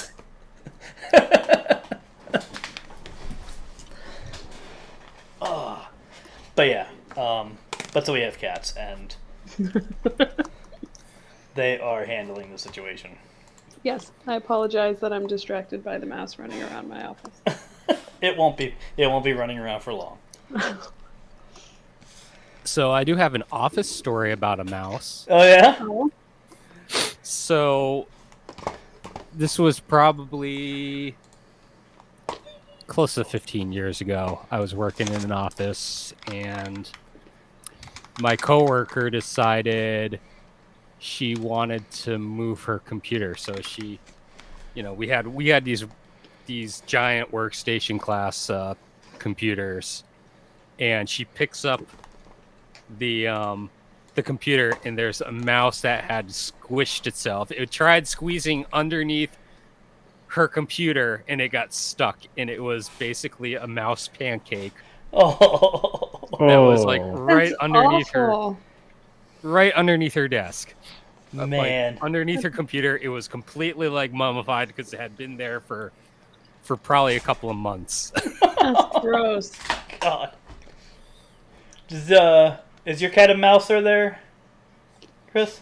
Only if it's in like treat form. This is the extent of it. He's hunted like little bugs before, but yeah, he's never had to deal with a mouse or. He hunts my parents' dog when the dog comes over. Yeah, he sort of hunts him and lets him know who's boss. But and granted, he's a 50-pound dog, but he's scared the dickens out of this guy. Because CJ is almost a 50-pound cat. Come on. Yeah, He is. he's a hefty guy. He's in the 20s. He's a big dude. Hi, As CJ. you I can love see. you. Next time you come over, Mr. Dave. Oh, we just heard your comment. Man, but my- CJ can be pretty nasty though. It takes him a while to get used to you, but once he gets used to you, he's pretty sweet. But until then, he hates you. Yeah, pretty much. Pretty much. He likes people who don't like him. I found that out. That's Got a fun. couple friends that come over and they don't hate cats, but they're not a fan of them. Right. Oh, he'll want to jump on their laps and get pets and all that kind of stuff. And my mom who comes watching them when I go visit Dave or whatnot, he wants to destroy her. That's like his arch nemesis. He got pretty comfortable with me when I came to visit the last couple of times. Yeah, I just let him do his thing, and then he'll come up to me and be like, oh, okay, you're not chasing me around the house. or I don't have to chase you around the house. Yep. Man. All right, what's our next topic? Most devastating thing a player character has done that made you rethink things. So this was a wordy one that Matt suggested. That I kind of rephrased because his was like a character has done that made you rethink everything, and I was like, okay, what's the most wild thing you've seen a character do, and you were just like, wait, what? So I have one for this, but it's a spoiler for Dragon Age 2. Oh, Since I know Dave hasn't finished Dragon Age yet, Oh, it's fine. You can spoil it. It's No, going I to take can't. so long I can't for me to spoil get it. to it. No, it's fine. Nope, I can't. It's Ah. not fine for me. So, okay, because I was going to say, like, the moratorium, like, the end date of, like, spoilers is, like, I'd say 6 months. And Dragon Age 2 has been out for, 10 years? something like that, yeah. I don't think there's a statute of limitations on spoilers. Okay. Are you talking like the climax of the story? I'm talking about Anders. Yeah, that's the climax of the story, isn't it? Yeah. Kind of. Dalshin loves Dragon Age 2 and Fallout 3. You love Dragon Age 2? That's like the first time I've ever heard someone say that. I mean, I love the Dragon Age series as a whole, but like Dragon Age 2 is my least favorite of the three. I don't think the Anders thing is a spoiler because it's the premise of the third game. Like, I think we're past the point where. No, it's definitely a spoiler. Well, yes, okay, technically it's a spoiler, but I think we're to the point now where when they've made an entire game that's about the fallout from that action. It's not, though. It is. No, it's not. Not entirely. Okay. It's about the fallout from that whole game as a whole, not that one choice. And as I just finished stating, I don't think there's a statute of limitations on spoilers. Because if somebody spoils something for me, I don't care how long it's been out. I will hate you forever. I hated Fallout 3 for the longest amount of time. You only played Dragon Age 2?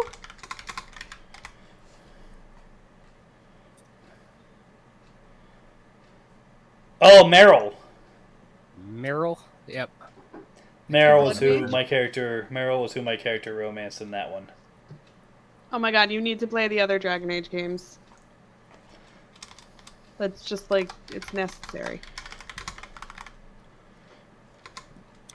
She was kind of insane, wasn't she? And I loved it. It was great. She was a funny character. Yeah, she was hilarious.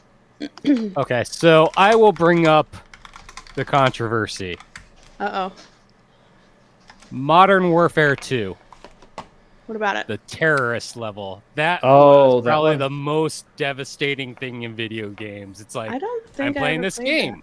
Oh, wait. And it warns you at the beginning of the level, like, you can skip this if you don't feel comfortable with this. And I'm like, I'm playing every level on this game. Yeah, that's where you're like the good guy, but you infiltrate the bad guys. And they enter in like an airport and just start going to town, like shooting innocents and stuff, right? That Yeah, one. and then they blow up the plane, I believe. Ah, okay. I've heard Right. of it. I've never played it. I don't play the Call of Duties very often. So I only played through the game once, and I was like, I'm not playing this again.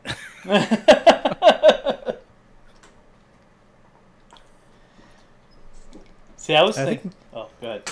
Oh, I would say mine's like it's like a very brief intro thing, but I still remember it made me, uncomfortable. Is that in BioShock Infinite? You go to like this place in the sky, and I think it's sort of like part of the introduction. You get to a part with the stage, and they have like, on the stage are like, people of African American descent.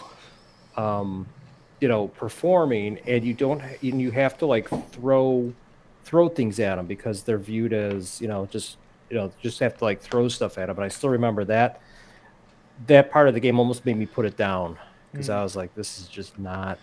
Is that a required part of the game? It's I think part it was of the part intro. of the tutorial. What game is this? BioShock BioShock Infinite. Infinite. That was a really good game, but I don't remember that. It was a very small, like it's probably lasts no more than like 30 seconds, but I just remember that stood out to me. And then, I think it was a little controversial when it came out, however many years ago. I'm sure I wouldn't be surprised if they didn't patch it out or Make it optional at least. They might have by the time I got it. yeah. Huh. Yeah, but the rest, I ended up sticking through the rest of the game, and it was a phenomenal game. But, but yeah, it's just that like one instance. Because usually for video games, I'm pretty comfortable with stuff. I'll definitely make choices that I would make in real life.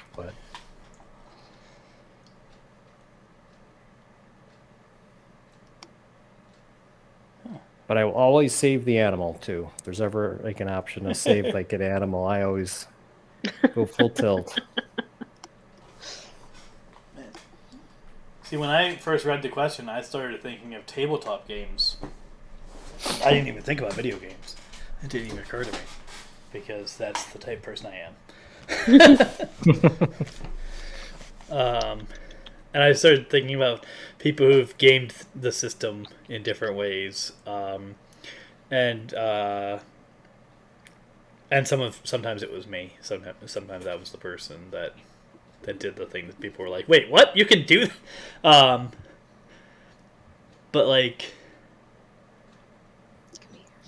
video games wise, like some of the stuff you guys are talking about that were just like out there. So my first playthrough of Skyrim, I never finished. Same. Because I was playing this Argonian who had like the giant, whatever the biggest weapon he could carry at a time was. That was what he was using. And he was just a bruiser. And I started doing the Daedric quests in Skyrim. And I had married Lydia and was adventuring with her post-marriage, post-wedding or whatever. And so I'm adventuring around with my companion, who happens to be my wife, and we're having this ball of a time going around doing quests and everything. And I end up picking up some of these Daedric quests, and I'm doing those. And there's one Daedric quest where you're like, have to go get a mace on behalf of this one cult that's on like a mountaintop somewhere. And you go and you get the mace and you come back, and then they like trap you in a magical field, and the only way to get out of the magical field is to use the mace to kill your companion. because there's like this whole betrayal thing with that Daedra, and so I'm stuck in this magical barrier, and I have to kill Lydia, who is my companion and also my wife, and I did it. I end up killing her, hoping that there was some way to like bring her back afterwards or whatever, and there wasn't. And so I went around and killed the entire cult, and then just like kind of stood there in amongst all their bodies and like just stood there for a minute, and then I went over and turned the system off. And I was like, nope, I can't play that character ever again, and never touched him again. When I turned Skyrim on, the next time I turned Skyrim on, I started a whole new character, and that's the playthrough that I still have kind of active, is that second one. But I was like, nope, I've corrupted his soul too much. I can't play him anymore. I don't blame you. That's a kick in the pants right there. Yeah. Yeah. Definitely did Never not do that play. quest. Never play the Daedric storylines. They're all like that. They're not all like that. I mean, a lot of them were pretty bad. Like, at that point, I had done like 6 Daedric quests, and so he was already kind of questionable. Yeah. They're all like, they all make you make terrible decisions. Yeah. But yeah, that was the breaking point for me. I was like, nope. Done with this. Done with this character. I was almost done with Skyrim, but I persisted. And now Carol mocks me because of how I play Skyrim with my new character. Because I roleplay just everything. And have I told you guys about my Skyrim cat character? My character in Skyrim? No. Nope. So basically, what happened was I played a Khajiit, and I decided he was going to be a thief type of character, and so he's very roguish. And when we came out of the thing, we go through the intro where you're going to get executed, and then the dragon happens, and then you get out, and you go with, the Stormcloak or the Imperial or whatever, and you escape the town of Helgen. And when you get out, they're like, oh, you should come and meet so-and-so at Riverwood, and, they'll help you out. And I was like, 100% not doing that. Like, I don't trust anyone in this entire province. Are you kidding me? And so instead, I ran straight to, what's it call it? The town down in the lower right-hand corner of the map, where it's where the Thieves Guild is. I said I was going to hide out there instead of going straight to Riverwood, because it wouldn't make any sense for my character to go to Riverwood in this moment. And so I ran off to there, and so I ended up like doing the Thieves Guild quests and doing all this other stuff and getting wrapped up in all these different things that my character was getting into. And I forgot that I hadn't engaged the actual storyline of the game. And so the first time I went to Whiterun, and the dragon shows up to initiate like the actual game, I was like level 20. So it was just ridiculous from that point on. But I have it now to where I've beat all the main storylines. I finished the Civil War, and I finished this main quest line, and I did all this stuff. And so now, if I went and turned on Skyrim right now, my character would be sitting at his table, across from his wife, wearing a robe, and he would have a piece of food and a book in his pocket. And if I signed on, what I would do is I would eat the food, read the book, put the book away, change into my adventuring clothes, go out, pick up a companion, do a quest line, come home, change into my robe, grab some clothes and a book, and sit down at the table and turn the game off. And that is what I've done for the last, 20 or 30 hours of gameplay. It's just that. Wow. So it's like, oh, I'm going to go adventuring today, honey. I'll see you later. And I go out, read a book, and then go out and have an adventure and come home. Hey, it's your 9 to 5 job. Yeah, it's my 9 to 5 job. Exactly. Release my companion when I finish the quest. Go home. And she's like, "You're ridiculous. No one plays this game this way."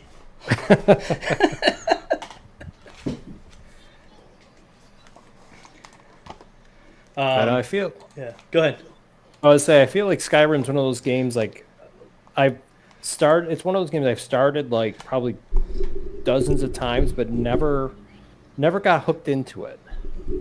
Like one of these days, I just gotta sit down and just power through it, just to see what everybody's. Yeah, I know it's an amazing game. I mean, it's been around for a million years now. Yeah. Which game? I missed it. Skyrim. Oh, okay. And I've never beaten it. Yeah, same thing with Dragon Age. I started a couple of them, and I just, it's like one of those. I just couldn't get into it. But it was like that with The Witcher. Like The Witcher 3, I started and stopped, and then when the TV show came out, I just bought it, and I just absolutely fell. I don't know. That was the time I just absolutely fell in love with it. So just need that connection. Yeah. So maybe with like Skyrim, after hearing these stories, I'll finally like pull the trigger like around Christmas or something when I'm off for 2 weeks or something like that, where there's nothing else to do. Wow. Skyrim, they keep porting it to new devices, so if you just wait long enough, it'll eventually be playable on like your smartwatch. Yeah, your smartwatch or something, and then you'll be able to play it just fine. And I think, the cat'll have me have to be a Khajiit. I don't think I've got any other option. Didn't they put it on Alexa? I don't know if that was a prank or not. I think it was a prank, but they totally followed through on it. Yeah, that sounds about right. Yeah. It's on everything. It's ridiculous. It's... Like they're trying to, because the meme online about you can play Doom on can you play Doom on this, and people are just constantly finding new ways to play Doom on things. My favorite one that I've seen was Doom being played on a calculator that was being powered by 127 potatoes. And so the calculator had no batteries in it. It was plugged directly into just a pile of, like, a nice orderly grid of 127 potatoes all connected together. Nice. And they were playing Doom on it. That was beautiful. But that's at least partly because I love potatoes. It's not my fault God made potatoes perfect. There's so many good variations of them too. Red, sweet. Yes. I didn't buy any potatoes when I was at the grocery store today. I should have got some potatoes when I was at the grocery store. I think we're out of potatoes. They make me hiccup. Yeah, she's got weird, like, potato hiccups. I don't want to pick on her birthday, but, like, what the hell? I've never heard of potato hiccups. Yeah. I hadn't either. They're a thing. And they happen to me.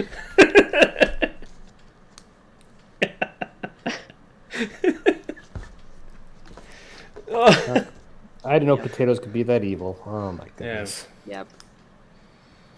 Yep. It's disappointing when two of the great loves of my life don't get along,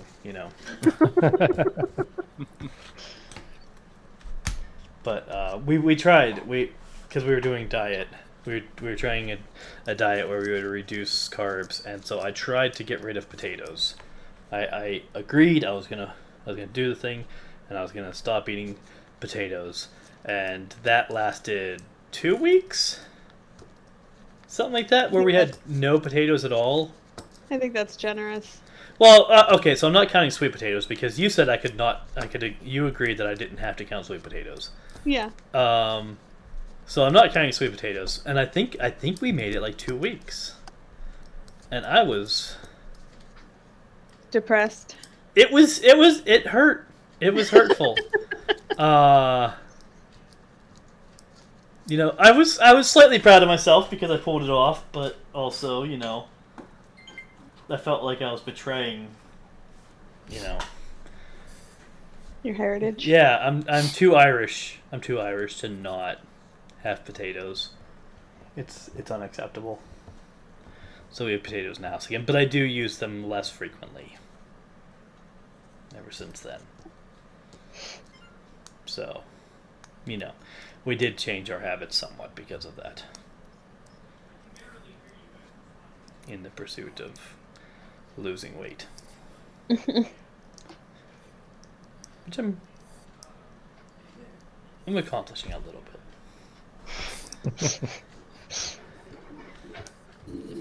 My dad and brothers one day contacted me and they said, "Hey, we're doing a challenge to see who can lose the most weight in this like 3-month period or something." And so they gave all these rules and they just kind of told me that I was part of it, which seems rude. But I was like, okay, I guess I'm doing this thing. And so they had this challenge, and they were giving regular updates, and they were like, "Tim, how you doing?" I was like, "I don't know. We said we were weighing in at the end. I'm going to weigh in at the end." They're like, all right, whatever. And so they're doing the thing. And then when the time came to compare who lost the most weight, you know, my brothers each gave how much they lost, and my dad gave how much he lost. And they were like, "Tim, how about you?" And I went, "Let me go check." And I went and weighed myself, and I gave them my weight, and they said, "You gained 3 pounds." Like, that was... that was my...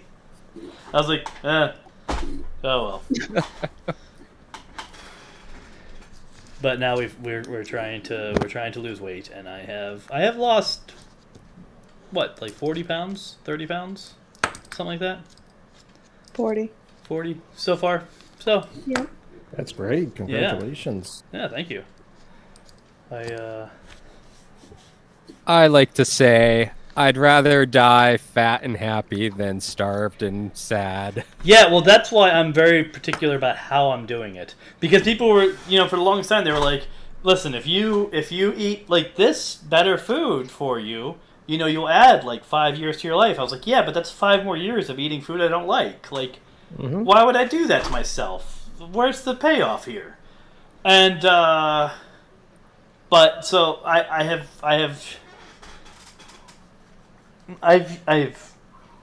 changed my eating habits some. I am eating more vegetables, and I am eating less of like white potatoes and white bread. I haven't had white bread.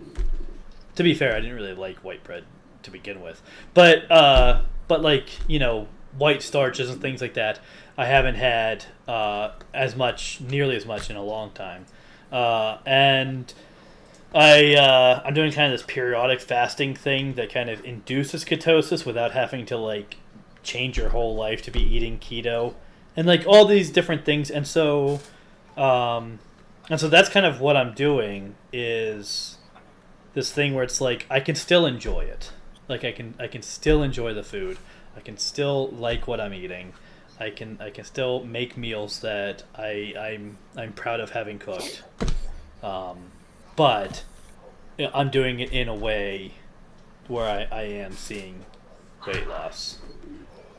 So if you don't peel the potatoes, they're not actually all that bad for you because there's a ton of fiber in the skin. I know, and I love them unpeeled. Yep. I will never peel potatoes for any reason. Like, I will mash them with the skin on. I will eat them baked. Well, unless they're like russets where the skin's like ridiculously hard and I'm not making fries, I have to peel them. Oh, but no. every other potato, nope. Yellow potatoes, red potatoes, I don't peel them. Russet potatoes, I will make mashed potatoes with russets unpeeled and be perfectly happy. But there is one person in my household who insists that they be peeled. For a wide variety of uses, and so because peels are gross. So is broccoli, but we're eating that. Broccoli is delicious. Broccoli is I disagree with amazing. you. I like Okay. broccoli. Here's the thing. You are outvoted. Here's sir. the thing. Well, I mean, the whole world can be wrong, but no, broccoli. I have found ways to enjoy broccoli. I have found ways to cook broccoli that I like. don't like the way you cook it. And she doesn't like them. She wants them steamed. I can't imagine taking a foodstuff and steaming it and calling it a day and No, that's you got and that's somehow the best option. It roasted. is. Oh, Have you had roasted broccoli? It's delicious. yes, I don't like roasted I've made various forms of roasted broccoli, and I I like like it. it. I like the taste of broccoli as broccoli. Like, I'll eat it raw. Mhm. But Steamed with butter and salt is I just feel that, like, incredible. steamed broccoli is still the least flavorful of the broccolis. Right, Yeah. but like the flavor of broccoli is enough all by itself. And then when you steam it, it's soft and mushy, or it's not even like even even better. you don't have to like overcook it to the point where it's like mushy, but like Yeah. even just to the point where it's soft, it's like it's not a good It's texture. supposed to be soft. It's not a good texture. It's not a good taste. Ugh. No, I like. Toss them in a little bit of olive oil. Toss in a little bit of garlic, and put just a hint of lemon juice in, and then roast them in the oven. You know, Nope. no, you know what we need to do next time is I'll just have to make some steamed broccoli and some roasted broccoli. And There you go. can- That'll do. You can have the steamed broccoli, and I'll have the roasted broccoli, and I the support kids can this just grab whatever they want. Yep, I'm good with that. It's a little extra work, but I like most of my vegetables steamed. Like, zero. I would steam nothing ever if I could get away with it. I mean, you know, rice obviously you steam Well, because it's rice, but like. It's rice. Yeah. But that's it. Like that would literally I would never steam anything except rice in my life if I could get away with it. I can't. There's a whole world of flavors. Well, I have a shelf full of spices, and we're gonna steam this I'll- tiny little tree and eat it like that. I'll add hot dogs to that. Steamed hot dogs, I like, because it Those just go it better. reminds me of getting a dog in like New York City. Oh, see, I There's- didn't like New York City, but no, see, I mean, I'll eat a steamed hot dog. Yeah. But honestly, like, to me, if my goal is just to make it warm, the microwave is fine. And if the goal is to actually kind of enjoy it, I'd rather like grill it or something like that. Yeah.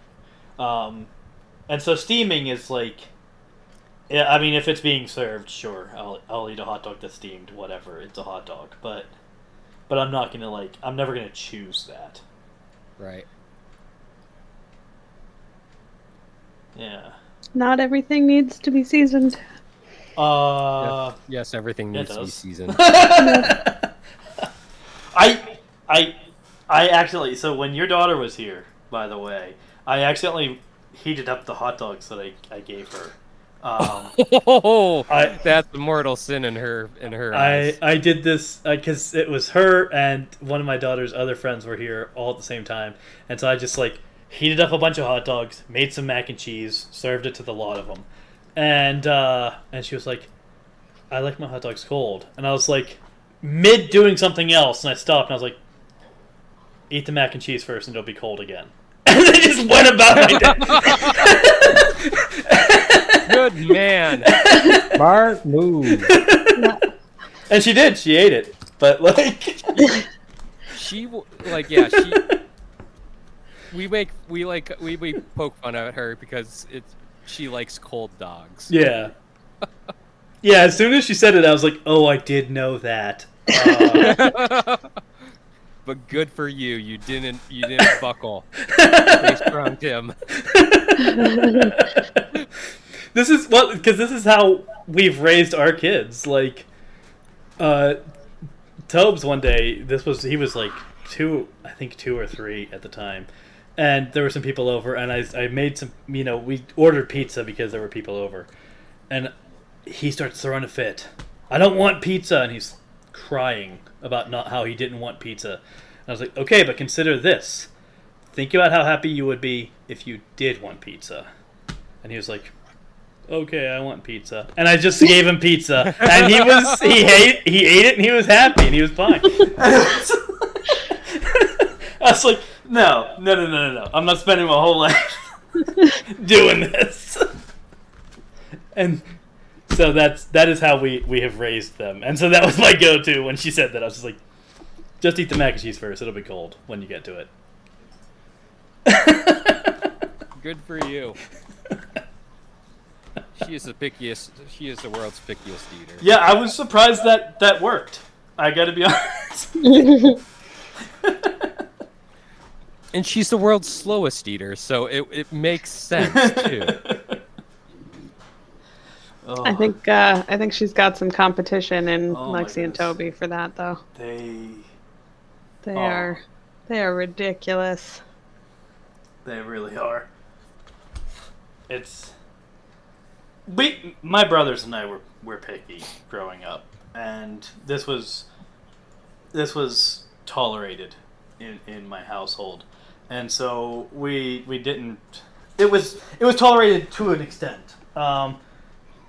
We found the limit one day when my brother Chris informed my dad that he was not going to eat dinner, what was being served for dinner. And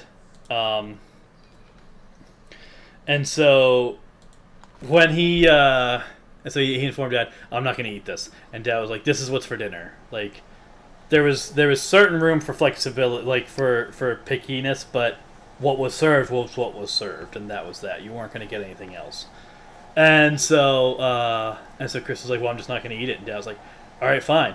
And so the next morning, Chris came downstairs and was like, "All right, I gotta get ready for school. Like, what do we have for breakfast?" And Dad was like, "This," and gave him the plate again. And and Chris was like, "No, I'm not gonna eat that." And that night at dinner, Dad was like, "Here's what everyone else is having. Here's what Chris is having." And that plate sat in front of him on and off. It'd go back into the fridge and come back out for 3 days. Chris didn't eat any food at home for 3 days, and Dad just kept putting that plate in front of him. And finally, on that third day, Chris finally broke and ate that food.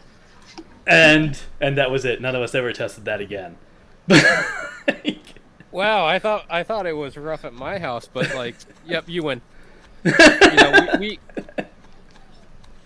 it was the rule in our house was you eat what's for dinner. If you don't, then you go hungry. Yeah.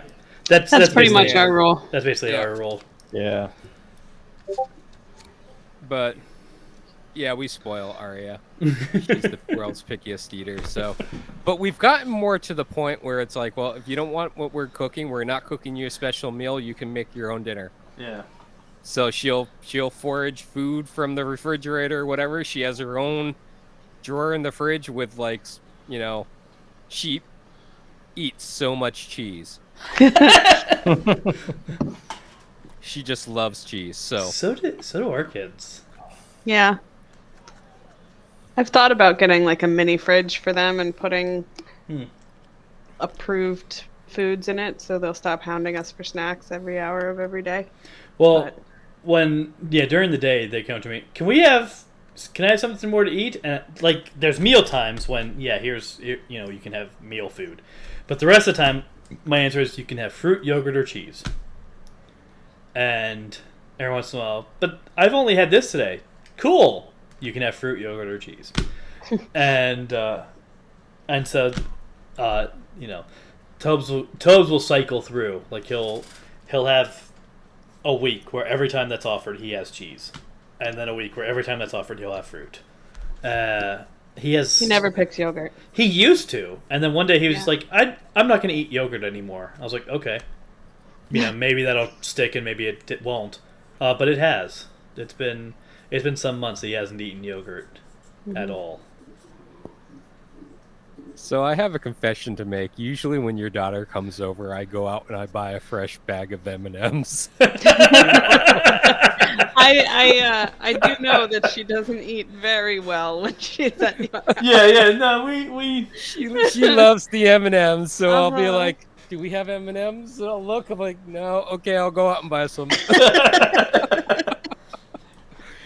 It's one of those things where it's like, she's over a friend's house. When she's there, it's their rules. She's over her grandma's house. When she's there, it's her. Whatever.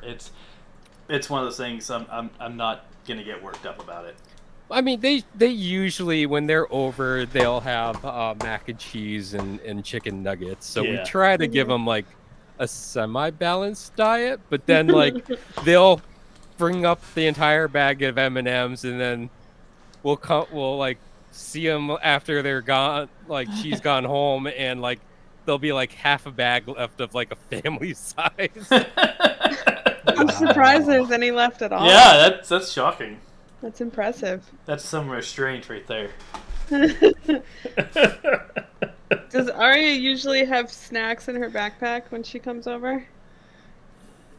When I she don't comes think to we our usually- place? I don't think we pack them usually. Okay. Yeah.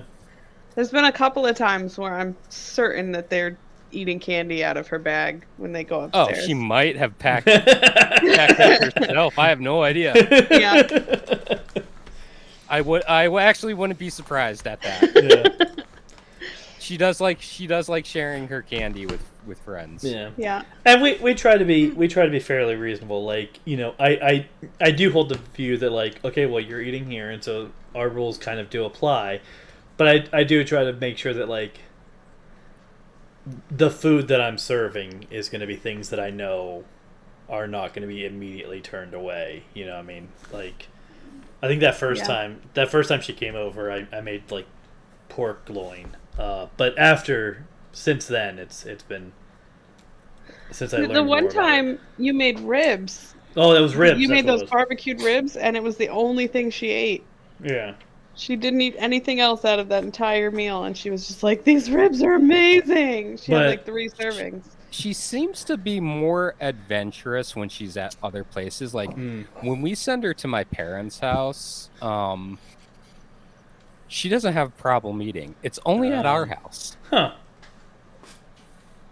I think she's usually a little bit more adventurous eating at other people's places because it's just not us. Right. Yeah. Parenting is fun. Chris is just over here like, yep. All I got is him. Don't you wish you had kids? Oh, I've had enough exposure with my nieces and nephews. I've got the full. I can give them back. It's not the same thing, though. Oh, I know. He's happy for that. It's not the same thing. Yes. Especially in the early days. Oh, their diaper needs to be changed. Here you go, Grandma. And back you go. That only works with the first one. Once you're on like 2 or 3, Grandma's not so keen anymore. Yeah. Oh no, she definitely made the parents do it more often. I don't think I ever had it. I don't think I ever changed the diaper. Come to think of it, they tried to get me to. I said nope. I draw the line there. If I was a parent, absolutely, but uncle duty, nope. Doesn't. Not on the contract. See, I never had a period of time where I was just an uncle, because when we got married, she already had Grizz, and so he was already like 6 years old. You know what I mean? And so, boom, immediately had a kid. And even though I was the last of the 3 of us, me and my brothers, to get married, I was therefore the first to have a kid, because I had one. By like a month. It's true. It was pretty. It was not long afterwards, but yeah. So I was the first one who had kids. So I never had the period of time where I was an uncle and not a parent. And then when Lex was born, you and both of our sister-in-laws were pregnant all at the same time. Yep. Wow. So there's like 3. There's a niece and a nephew that are the same age as our daughter. Oh, that's perfect. Yeah. Yeah, we were the last. They just live far away. It would be more perfect if we didn't live 10 hours away from them. Yeah. Oh. We were the last in our family to have kids. Arya was the last of the cousins, and then Jonah came along. But We have the first and the last in my family. Yeah. Tobes is the last, isn't he? No, he isn't. Well, in your family, yeah, not on my side. In my family. On my side, he's not. Because Rem is younger than him. Mm-hmm. Yeah. I think it's just Rem, though. No, because they had... Mm-mm. Yeah, No, because Chris... Josiah. Yeah, because Chris had another kid. Yeah. Sorry, my nephew. I accidentally forgot about for a moment there. Who's not old enough to know this happened. Let's pick another subject because Chris is feeling left out of this conversation now. I know how you feel, Chris. I know. All right, so this one was suggested as most hated game genres. Personally? Stealth games. Yeah. Oh, I love that stealth you games. hate. Racing games.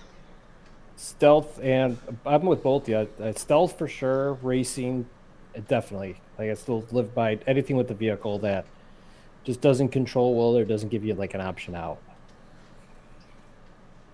Yeah. Like I'll sort of backtrack on stealth when it's forced stealth.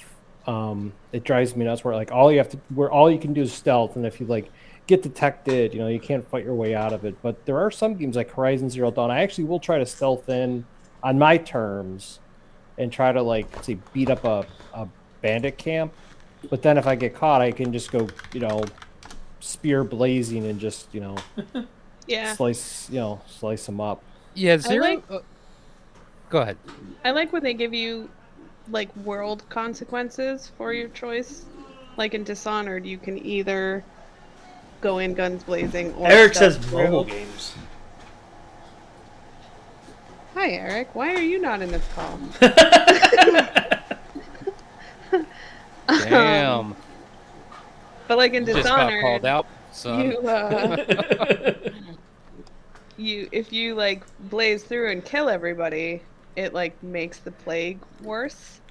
So there's more rats that you have to worry about, and like more people are dying of plague. So it like the world gets progressively darker the more people you kill.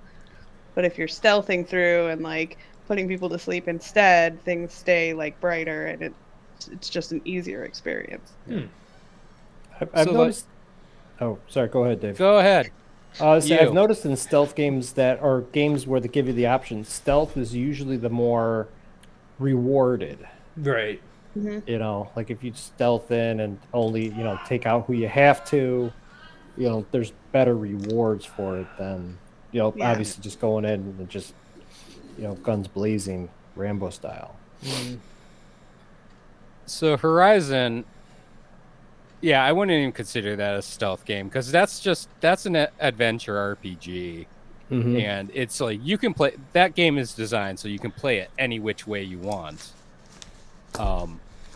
Whereas like for me, like I wanted to like The Last of Us, but you cannot get through that game without stealthing because you will very quickly run out of bullets. Yes. I wanted to like The Last of Us too, but it's full of zombies. Yes. And I don't have the patience to do that.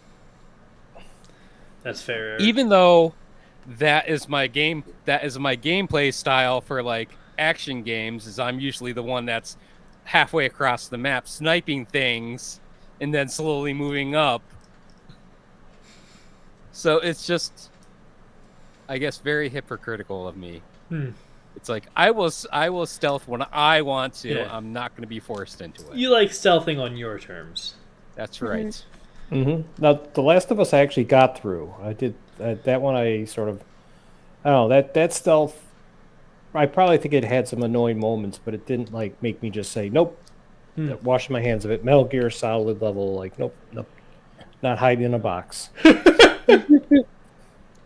I'm still at the very beginning of that game. I went through the ruins and the pipes, and then where they have the minigun, like between the buildings, and you have to stealth across that. Just like I'm. Is that where you meet like what's her face? I don't remember now, but I was just like, nope, I'm done with this game. Good thing I only paid $10 for it. See, I don't know genres very well for games or for certain other things, and if I'm entirely honest, like most of what I know about my taste in like video games is told to me by Carol. She has a pretty good sense of what I like, and so she'll be like, "You would like this game," and I'm like, "Oh, cool. What is it?" And then she'll just kind of give me some information on plot, and doesn't really tell me the genre, because that probably won't mean anything to me anyway. So, honey, what genre do I? What genre do you not like? Yeah, I would never recommend a racing game to you. that's fair. Yeah. You love platformers. Do I play platformers? Sackboy's a platformer. Oh, I love Sackboy. I know.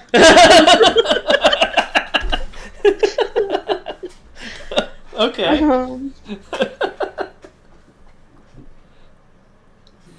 Yeah. Yeah. I like RPGs or anything that I can make into an RPG. Yeah. Oh yeah. Yeah, anything where you can level up, get weapons, story especially. Yes. Mhm. Story. Yeah, story's huge. I'm not big into like super hard puzzle games. I love puzzle games. I love puzzle games. So I never play puzzle games, but I occasionally backseat play puzzle games. Yep. Like Carol will be playing a puzzle game, and I'll glance over and I'll enjoy like Solve the puzzle for me. solving the puzzle for You her. drive me insane. Yes.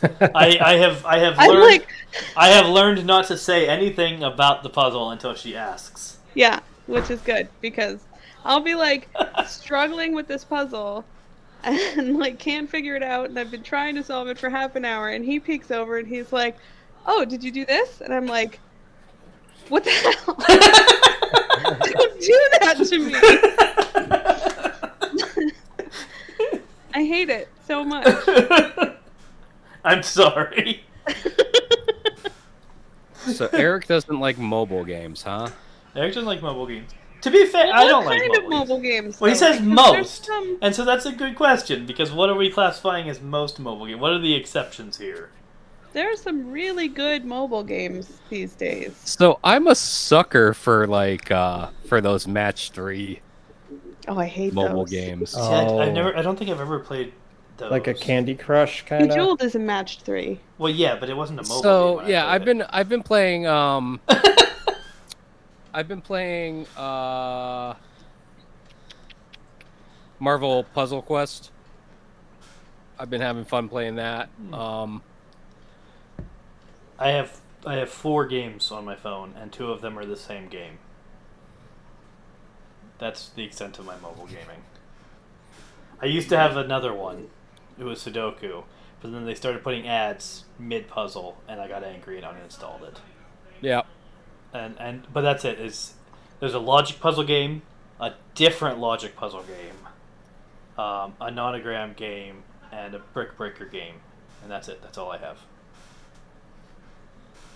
I have 15 games for me on my phone. Wow. But like they're all because I have Google Play Pass, so they're all like ad free, Oh. and they're all like either point and click adventure type things or room escape or mindless puzzle games, basically. But like the only mobile games I really play are the Marvel Puzzle Quest, and I play Wordscapes. Usually Wordscapes is the first thing I do when I wake up in the morning. I'll do the daily puzzle. So that's what I used to do with Wake up my brain Sudoku. a little bit. I would do the daily Sudoku first thing in the morning, and then they ruined it for me. And like I guess I could pay to not have ads, but then I'm paying money. Not if you use your Google opinion rewards when you lie to Google. Oh, you know what? You're right. True. Actually, have I set that up on my new phone yet? I don't know if I've set up Google Rewards on my new phone yet. it should just be bound to your Well, yeah, Google account. but I have to tell it to do that. Yeah. Yeah. Yeah. No, I haven't. I have So- like $50 I better something do that. dollars in Play money Good God. for the Google Play because I got $50 for buying my phone, or not my phone, my right. watch, and I don't have any way of spending it. There's like nothing I want to spend it on. I have 10 cents. In-game purchases. That's what I use my my Google Play rewards for. Yeah, but like all the games I play are Play Pass games, so they don't have those. Oh, See, my problem was I was using it to buy music when Mhm. Google Play Music was still a thing, and I loved it. I would just buy out. I would buy whole albums and just I got this music that I got for free by lying to Google. It was great, and then they got rid of that. And they were like, "Oh, now we're doing YouTube music, and also you can't buy music on it, and also your music library isn't really going to transfer." And I was like, And it isn't downloadable. well, it was downloadable, and so I did download it. It's all those songs are on my computer now. Okay. So I got to keep the songs that I bought, but like, I can't play them through. you can play them through YouTube. I can play them through the YouTube Music app, which is a pain Yep. to use. It is. It's garbage for listening to music on the go. It is. Oh, I hate it. I was so mad. Like, I left a pretty nasty review about that. Yeah, I wasn't happy when they got rid of Play Music as well because I had like almost 20 gigs of music that disappeared. Yeah, I was so mad. So my total rewards history for Google Play rewards was History. just under $151. Does it say your history? Where does it say your history? Oh, reward history. Look at that. I never even looked at that. I've taken 663 surveys. Goodness. Dear Eric Lord. asked what Oh, the it best doesn't mobile show. game is. 200. So my total rewards is $270.15. Best mobile game. games that are not PC. Not a PC port, which completely ruins my answer. Uh, I really like the Brick Breaker game. Yeah. Like Arkanoid. What's Type it of- called? I think it's just called. Well, okay, so it's called Bricks Balls Action. The one that I play, and they put out a new one like every year, and so this one is hard to find because it's the 2021 version. But I had spent Google Play rewards money on it so that I didn't have ads. And so I was like, screw you, I'm not getting the 2022 version and spending money again. So I just have kept the 2021 version of the game across multiple phones.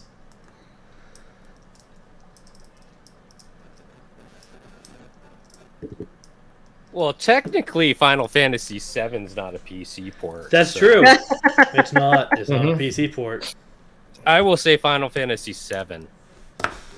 You play that card. Yeah. Yep. Wow.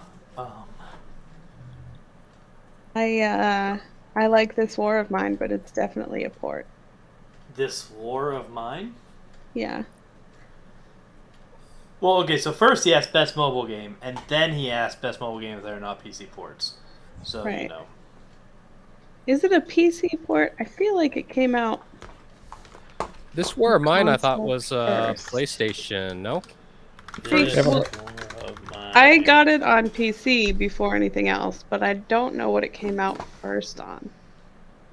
haven't heard of that one. It's really good. It's hard, but it's really Oh. good. It's like a survival, post-apocalyptic game, and they like each of the characters have a story that Oh, you learn wow. more about as you survive with them. Mm-hmm. But yeah, you're playing as these characters that are surviving in a war-torn country, and you have to like go out looting at night and I thought build that up you your were- base. Okay, so you got that, Chris, for the PlayStation 4. If I did, I don't remember it. It is So War of Mine was released for Windows, Apple, and Linux in November 2014. They released it for Linux. That's interesting. Mm-hmm. In November 2014. Wow. Then the Android port was released in 2015. Yeah, so it's definitely a PC. Followed port. by the Apple phone port the following day. And an expansion pack called This War of Mine, The Little Ones, was released for PlayStation 4 and Xbox One the following year. Yeah, the little ones is really good, but it's even harder. And then they had a version of the game that includes all the content, entitled This War of Mine Complete Edition, was released for the Nintendo Switch in 2018. So, thank you, Wikipedia. Yeah, I tried playing it on PlayStation, and it was super buggy. It would crash constantly. But I have the mobile port, and it's really good. Yeah, that's what we were just saying. It was originally multi-computer, wasn't strictly PC. It was all the computers. But yeah, it was computer first. Yep. I had never tried to play a PC game other than, like, I played a few back in the day.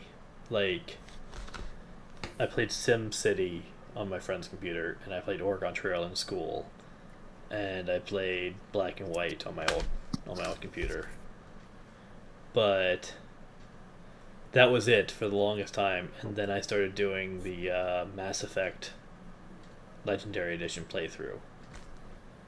And so that's my first real, like, diving into modern PC gaming.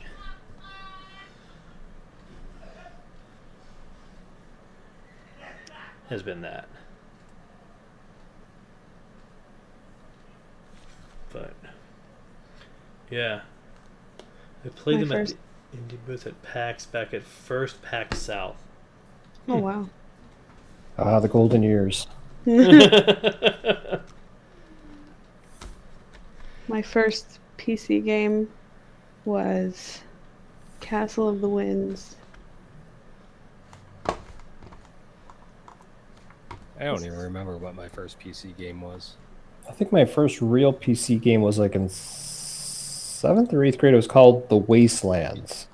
And it was the precursor to the Fallout series. Oh, really? Yeah, it was on my Apple IIe. Aren't there? There's more Wasteland games. Yeah, they actually did a Kickstarter and came out with like a Baldur's Gate style Wasteland. I think there's like 2 or Yeah. 3 of them now. This was like the Yeah. original. It was weird. It had like a map and it had some graphics, and I just remember my buddy got me into it, and I just absolutely loved it. It was like nothing I'd ever played before. Huh. I played Castle of the Winds on my... No, you know what? That's not my first PC game. My first PC game was Zork. Zork? Yeah. I don't know what either of these games are. Zork is like the iconic Text-based text-based adventure. adventure. Oh, okay. The granddaddy. Yeah. I guess that were the games that I played on the Commodore 64 that I talked about. It was on the 6.5-inch Yeah. floppy at my grandparents' house. The game was awesome. You are standing in an open field west of a White House with a boarded front door. There is a small mailbox here. It was such a good game. Which is referenced in Ready Player One. Yes, Oh, it is is. Mm-hmm. Yes. Quite significantly. Yep. Because it's iconic. Yeah, I haven't touched Ready Player One. I'm very clearly not the same type of gamer as I think most people think of when they think of the word gamer. Like, I don't know any of this There are stuff. all types of gamers. Yes. Truth. Yes, there are. And I am a tabletop gamer.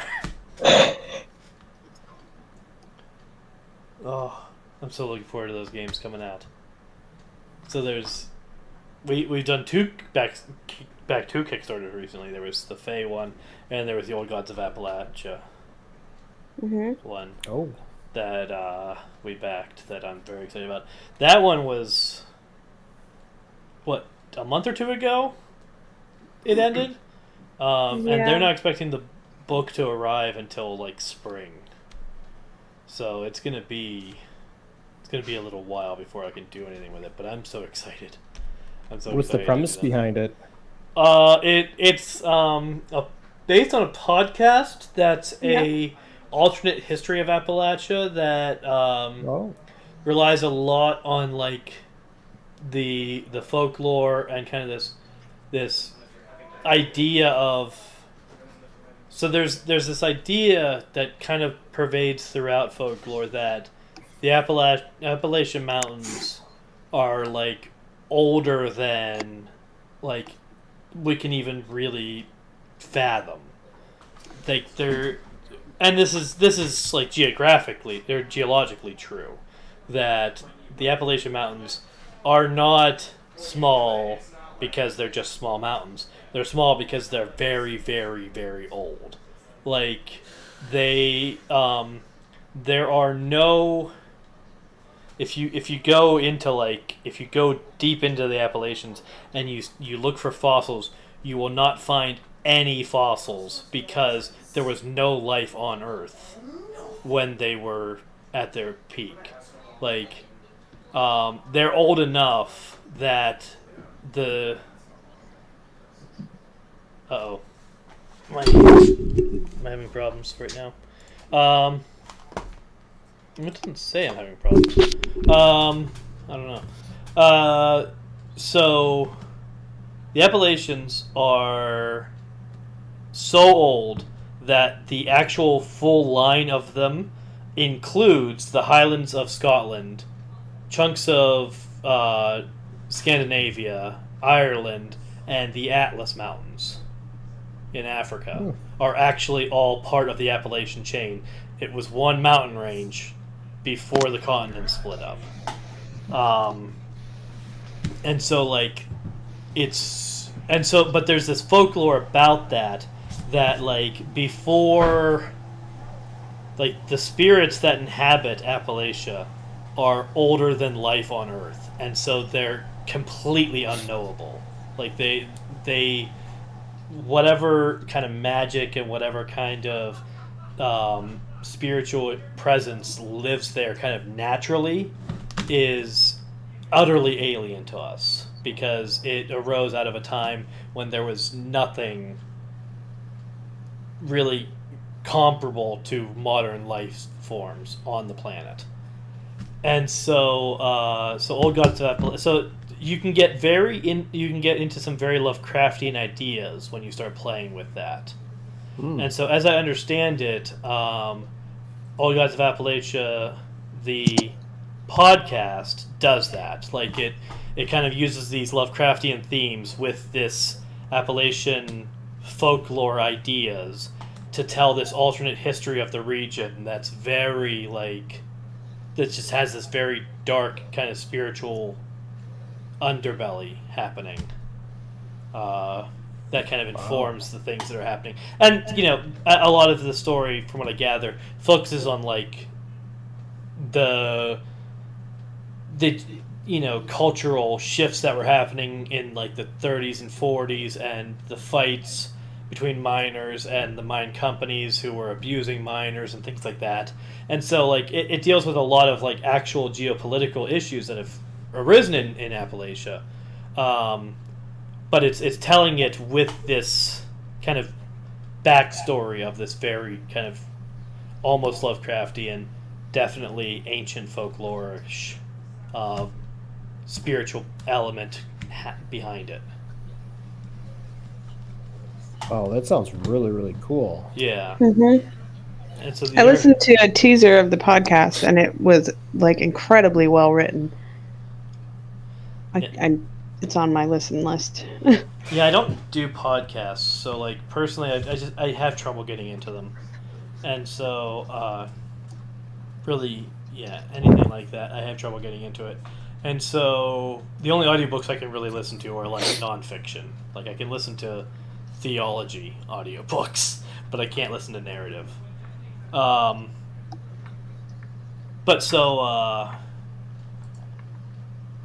I haven't personally listened to it, but as I understand it, that's kind of the premise of it. And so the game is very built on, like, okay, here is that.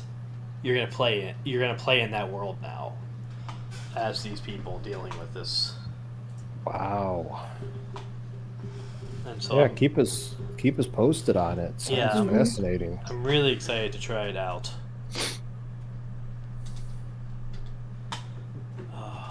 But that means that I have like Faye. I'm gonna have to try out sometime. Once I get the book. Once we get the book in like October-ish, I can start like coming up with a campaign idea for it and maybe see about doing something with that. And once Old Gods of Appalachia comes in and I read that, I can start coming up with a campaign idea.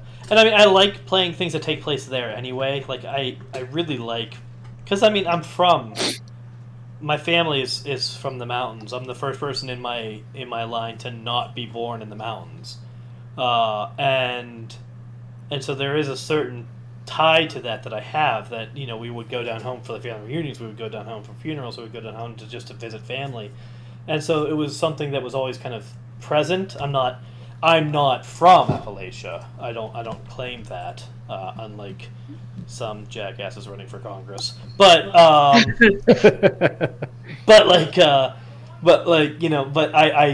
do have a certain connection to it, and it is fascinating to me. And where I grew up is like on the border of it, and so the culture that I grew up in is very heavily influenced by mountain culture. But it was kind of on the border of the Midwest, and so there's a lot of Midwest influence too. So it's not, but it is something that I have a certain connection to that I really like kind of exploring, that I don't think gets utilized nearly enough. And so Tall Tales takes place mostly in my hometown, Oh, okay. and or at least in that area. And Old Gods of Appalachia would be very interesting. I've said the word. There's various ways that different people pronounce it, and so I've said it like 4 different ways tonight. But whatever.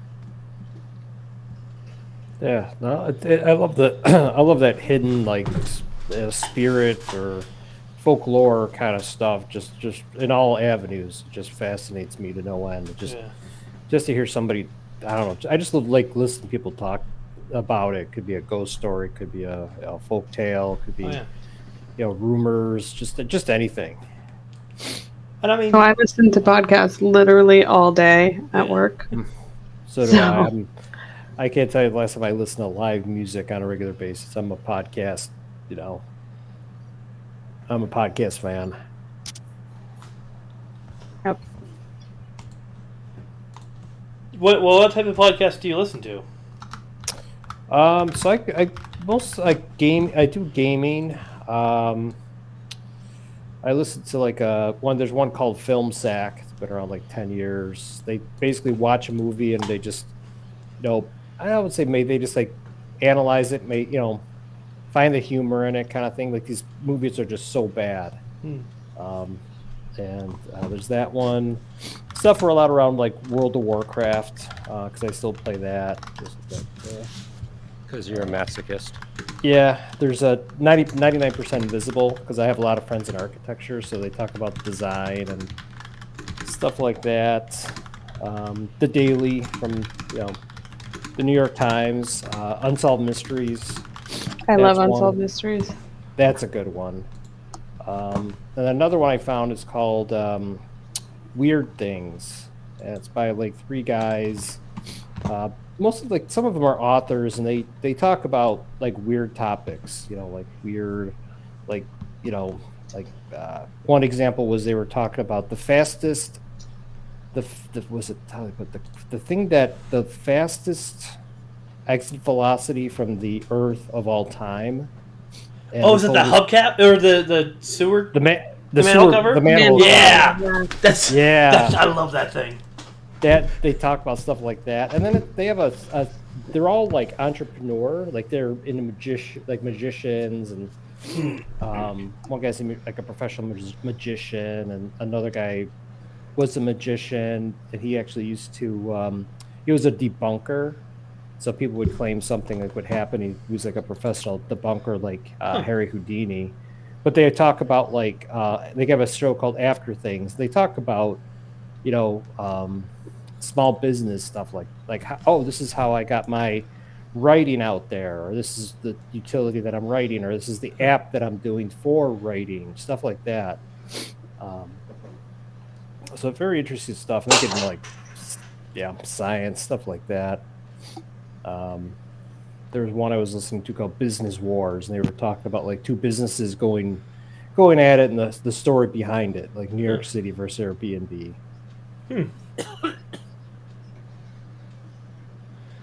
I've listened to one podcast recently, and it was The Rise and Fall of Mars Hill, which was Mars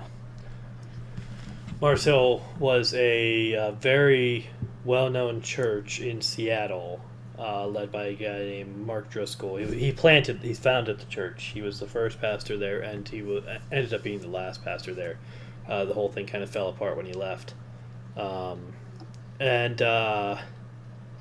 but he was a very controversial figure, and by the end it had come out that some of those controversies were indicators of very real problems with him as a person and as a leader.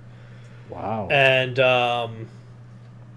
so the podcast is like kind of a history, but it's largely an analysis of not just how this happened at Mars Hill, but how kind of the broader evangelical culture has fueled this type of thing so that it could happen the way that it did, and how some of those things that allowed that to happen are still in place, and we really need to kind of deal with that. We really need to talk about these problems that exist within evangelicalism that allow things like this to happen, because Mars Hill is very famous as a very public version of this, but it happens regularly on a smaller basis across the country.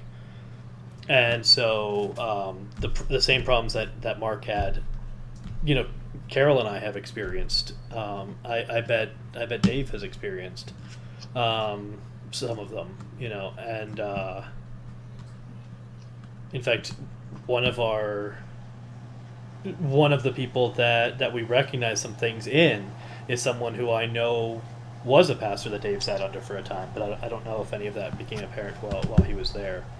But so yeah, it's not an isolated incident, and so there is like this, we need to talk about this, and that's what the podcast kind of, it's using Mars Hill as a case study to discuss these issues, and I found it really fascinating. But that's like it for me for podcasts. I just don't get into them very easily, and I don't find things like that. There's only Which so pastor? many. Huh? Which pastor? I think that's a topic for offline. Yeah, I feel like that's a topic for not on stream. Yeah. No, you piqued my curiosity. Yeah. Most of the bits where we realized something was wrong happened after I knew you had moved. After I knew you had moved east. So. Oh, is this the one I've already bitched about? Maybe. I don't remember. I don't remember you bitching about it, but it's entirely possible. The marriage seminar? No, actually. Oh. I mean, yeah, he was very much a Driscoll type of guy, but that's not who I was thinking of. But yeah. Yeah, we won't go into that. Yeah, we won't go into that right now.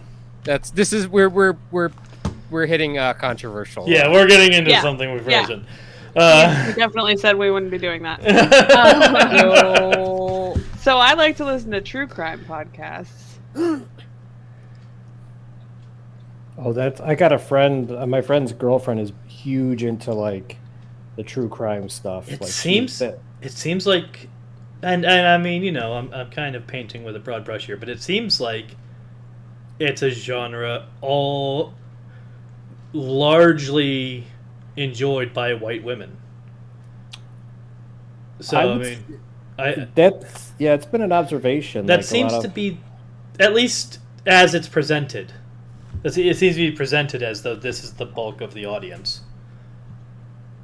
Yeah, 'cause well, we have a lot of things to worry about, so we need to be prepared.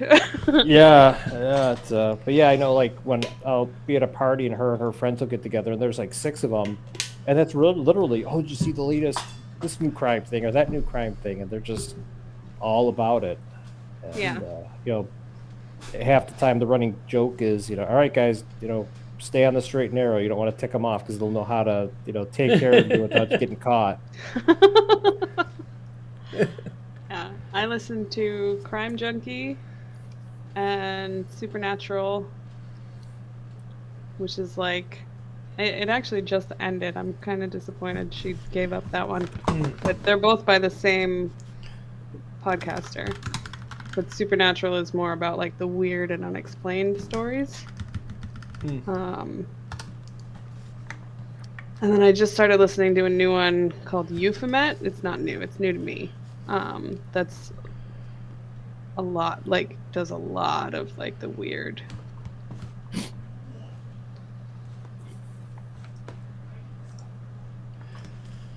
Actually, my favorite, the singer of my favorite band, recently put out a book that deals a lot with true crime as a genre. It's called Devil House by John Darnielle, and he's put out a couple novels now. But earlier this year, that one came out. It's the newest one that he's done, and it's about a true crime author who's working on an unsolved double homicide, and from like the 80s, and apparently the book very much kind of explores like, okay, well, what what are the moral implications of using these events as entertainment, and what are the debts that the people who work in this field owe to the victims and their families, and that kind of thing. And so it kind of, from what I gather, it deals a lot with that. So, Crime Junkie isn't as entertainment. Right. Like, the whole point of that podcast is to like bring stories that people don't know and unsolved murders that people haven't heard of and aren't getting like the media attention or the police attention that they deserve to more people's ears, so that we can like make it get what it needs in order to be solved. So kind of like Unsolved Mysteries. Yeah, kind of. When Unsolved Mysteries was dealing with crimes. Yeah, and the hosts of that podcast have like a whole bunch of different charity organizations that deal with that kind of stuff that they donate to, because they just have an enormous following that's just like constantly giving them money. Oh, wow. Yeah. I'm a terrible person. I don't listen to podcasts. How Well, does that make you a terrible person? I don't used listen to podcasts really, and I like to think I'm a pretty decent person. I mean now. I used to listen to a podcast by the people behind Text from Superheroes, where they would review movies. Oh, really? Apparently, they don't do that anymore. It might have been Talk from Superheroes, but I don't recognize any of those episodes. I don't really listen to much of anything these days because I'm usually stuck at my desks waiting for some person to call me and annoy me at work, so which is unfortunately the nature of my job now, so it's just becomes more of a hassle to have to like rewind something or pause something, take my headphones off, put another set of headphones on, and take a call. So I usually just don't do that. Yeah, it was a lot easier when I was working from home during the pandemic. I could just, work at my desk, but I just have the, podcast going on at my speaker all day. But then as I've gone back to the office, I've had to cut back on podcasts because I just don't have enough. Like I'll be backed up for like a month. So I've actually slowly been like, all right, I've got too many gaming podcasts. I'll just go cut down to one because it's all the same news. So this is kind of off topic, but kind of on topic with the true crime thing. If you guys have ever watched that Netflix series, How to Fix a Drug Scandal, Never even heard of that. it was about the Massachusetts, the drug labs in Massachusetts, how 2 drug lab techs were like stealing drugs from the labs. I actually went to college with one of those. With the one that was working at UMass, Sonia Farrick. I remember seeing her on campus. She was like a year or two ahead of me in college, and it was just like, I remember seeing her on campus. That's so weird. Man. So. Yeah, I didn't even hear about that one. Yeah, it came out a couple of years ago. But there was two drug labs where like they had thousands of cases that they had to basically throw out or retry because the evidence was not right. Huh. That's wild. Yeah. I have music playing all day. I mean, I turned my music off to do streaming because I can't have it, copy DMCA stuff. I can't have it on there. But like, yeah, I have music playing basically all day. Yep, which is super fun when I'm working from home. I'm sorry. I can try to do something about it when you're working from home. I do turn it down when I'll you're just working close from home. my door. Yeah. Oh yeah, there's that. Yeah. Nobody's ever complained when I'm on meetings. But Get a set of bone conduction headphones. yeah, I've been looking at those. I don't know if I can wear them with my glasses though. I don't have a problem with them. Are you talking about me using those? I was talking about. Oh, him. Tim. Oh, yeah. I'm not wearing headphones all day. No, they don't go in your ears. They don't go in your ears. No, but they're like touching me. Oh my god. You don't really notice them.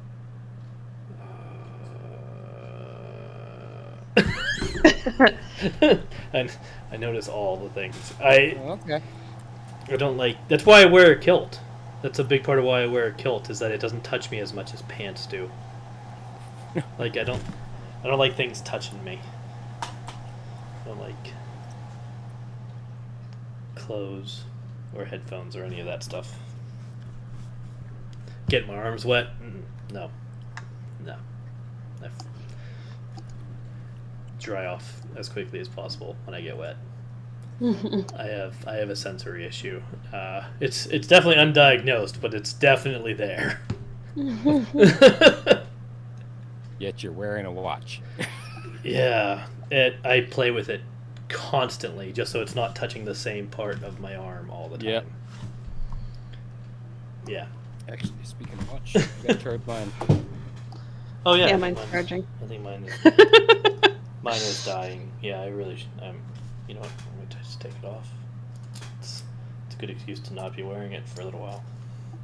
It's a Fitbit, and so those are good.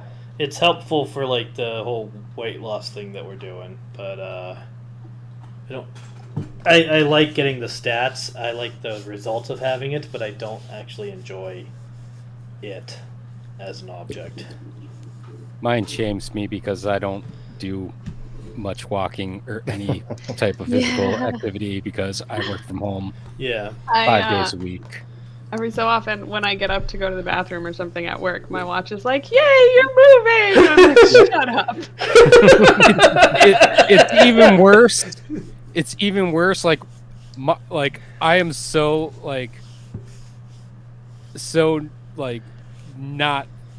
I don't do anything physical anymore. So like, if I take a shower with my watch on, it'll be like, "Great job at a workout." And like, there have been times where it's just like I come in from mowing the lawn on the rider mower, and it would be like, "Great workout." I was like, "All right, I'll take it, I guess.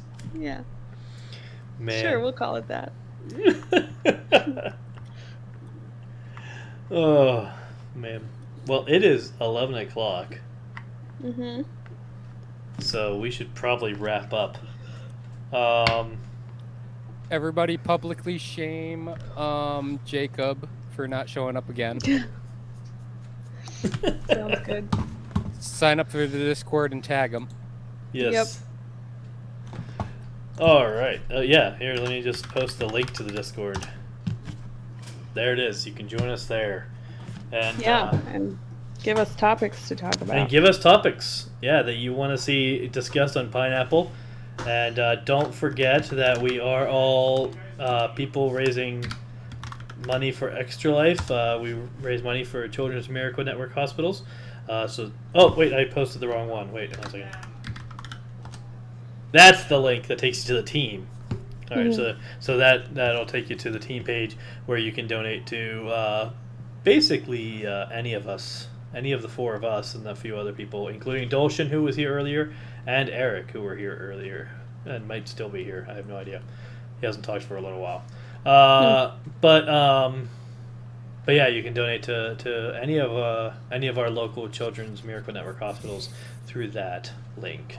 And I mentioned this in chat, but I haven't said it out loud. I am doing a book giveaway for Tall Tales. Winners will be drawn on July 1st, so we're getting very near the end of it. I'm going to be giving away books to 5 people. So most of them are going to get Volume 1. All of those 5 are going to get Volume 1. The top 2 are going to get Volume 1 and Volume 2, and the short stories. And as soon as I'm done with it, Volume 3. So there's the link that you can sign up to enter for that contest to win books of Tall Tales. And I think next stream we have scheduled will be tomorrow, because we have couples game night on the schedule now on Tuesday nights. Yay! So this week, if we stick to schedule, which sometimes we do, will be couples game night tomorrow night. We will continue playing Two Crowns, I'm sure. We're Kingdom Two Crowns. Wednesday, I have a writing stream where I'll be doing some more work on Tall Tales. Thursday, we have In Memoriam, the online group that Eric and Dave here are part, or that Chris and Dave here are part of. Sorry, and Eric, who is in chat, are part of that game. We were mid fight with the general last session, so we still have to wrap that up and then see whether or not we need to be providing help to Red. Death by vines. Death by vines. Yes, the green death has come. A lot of people got hit with that. So we're gonna. We did not abuse portals this time. No, actually, I don't think we've used this. I mean, other than the portal that got us into the mess in the first place, we haven't used any portals the whole fight. Well, and the other, I guess. Well, the kid used a portal, but he wasn't. That wasn't abuse of portals. That wasn't abuse of portals. That was just arriving on the scene. So yeah, we have not been using portals for this fight, but it's been interesting. It's been Eric is running that, and then as soon as that's done, we have to go see what's going on with Red trying to arrest. We have to go find out what's going on with Red trying to arrest Commissioner Price, and then we're going to put that game on pause for a little bit to do a one-shot of something that's happening elsewhere in the world, the same world as that game. That I'm very excited to kind of have. That's going to set up for a storyline that'll happen later. So very excited for that, and so join us this week as we go through those things, and then keep if you are in Connecticut and you like the paranormal, Paracon is a paranormal convention in Connecticut that we are going to be. I'm going to be tabling. Carol and I will be at. Come July 16th and 17th, we're going to be there selling copies of Tall Tales books, and there'll be an author panel at one point that I'll be speaking in, and it looks like a great time. It's last year's event was really fun. If you're into the paranormal and can get to Connecticut, check that out. And anyone have anything else they want to say or plug or anything before we go? Nope, all good here. All good here. All right. Again, just want to wish Carol a happy birthday. And now that the day is almost over, and you all have a good night. Good night. Night.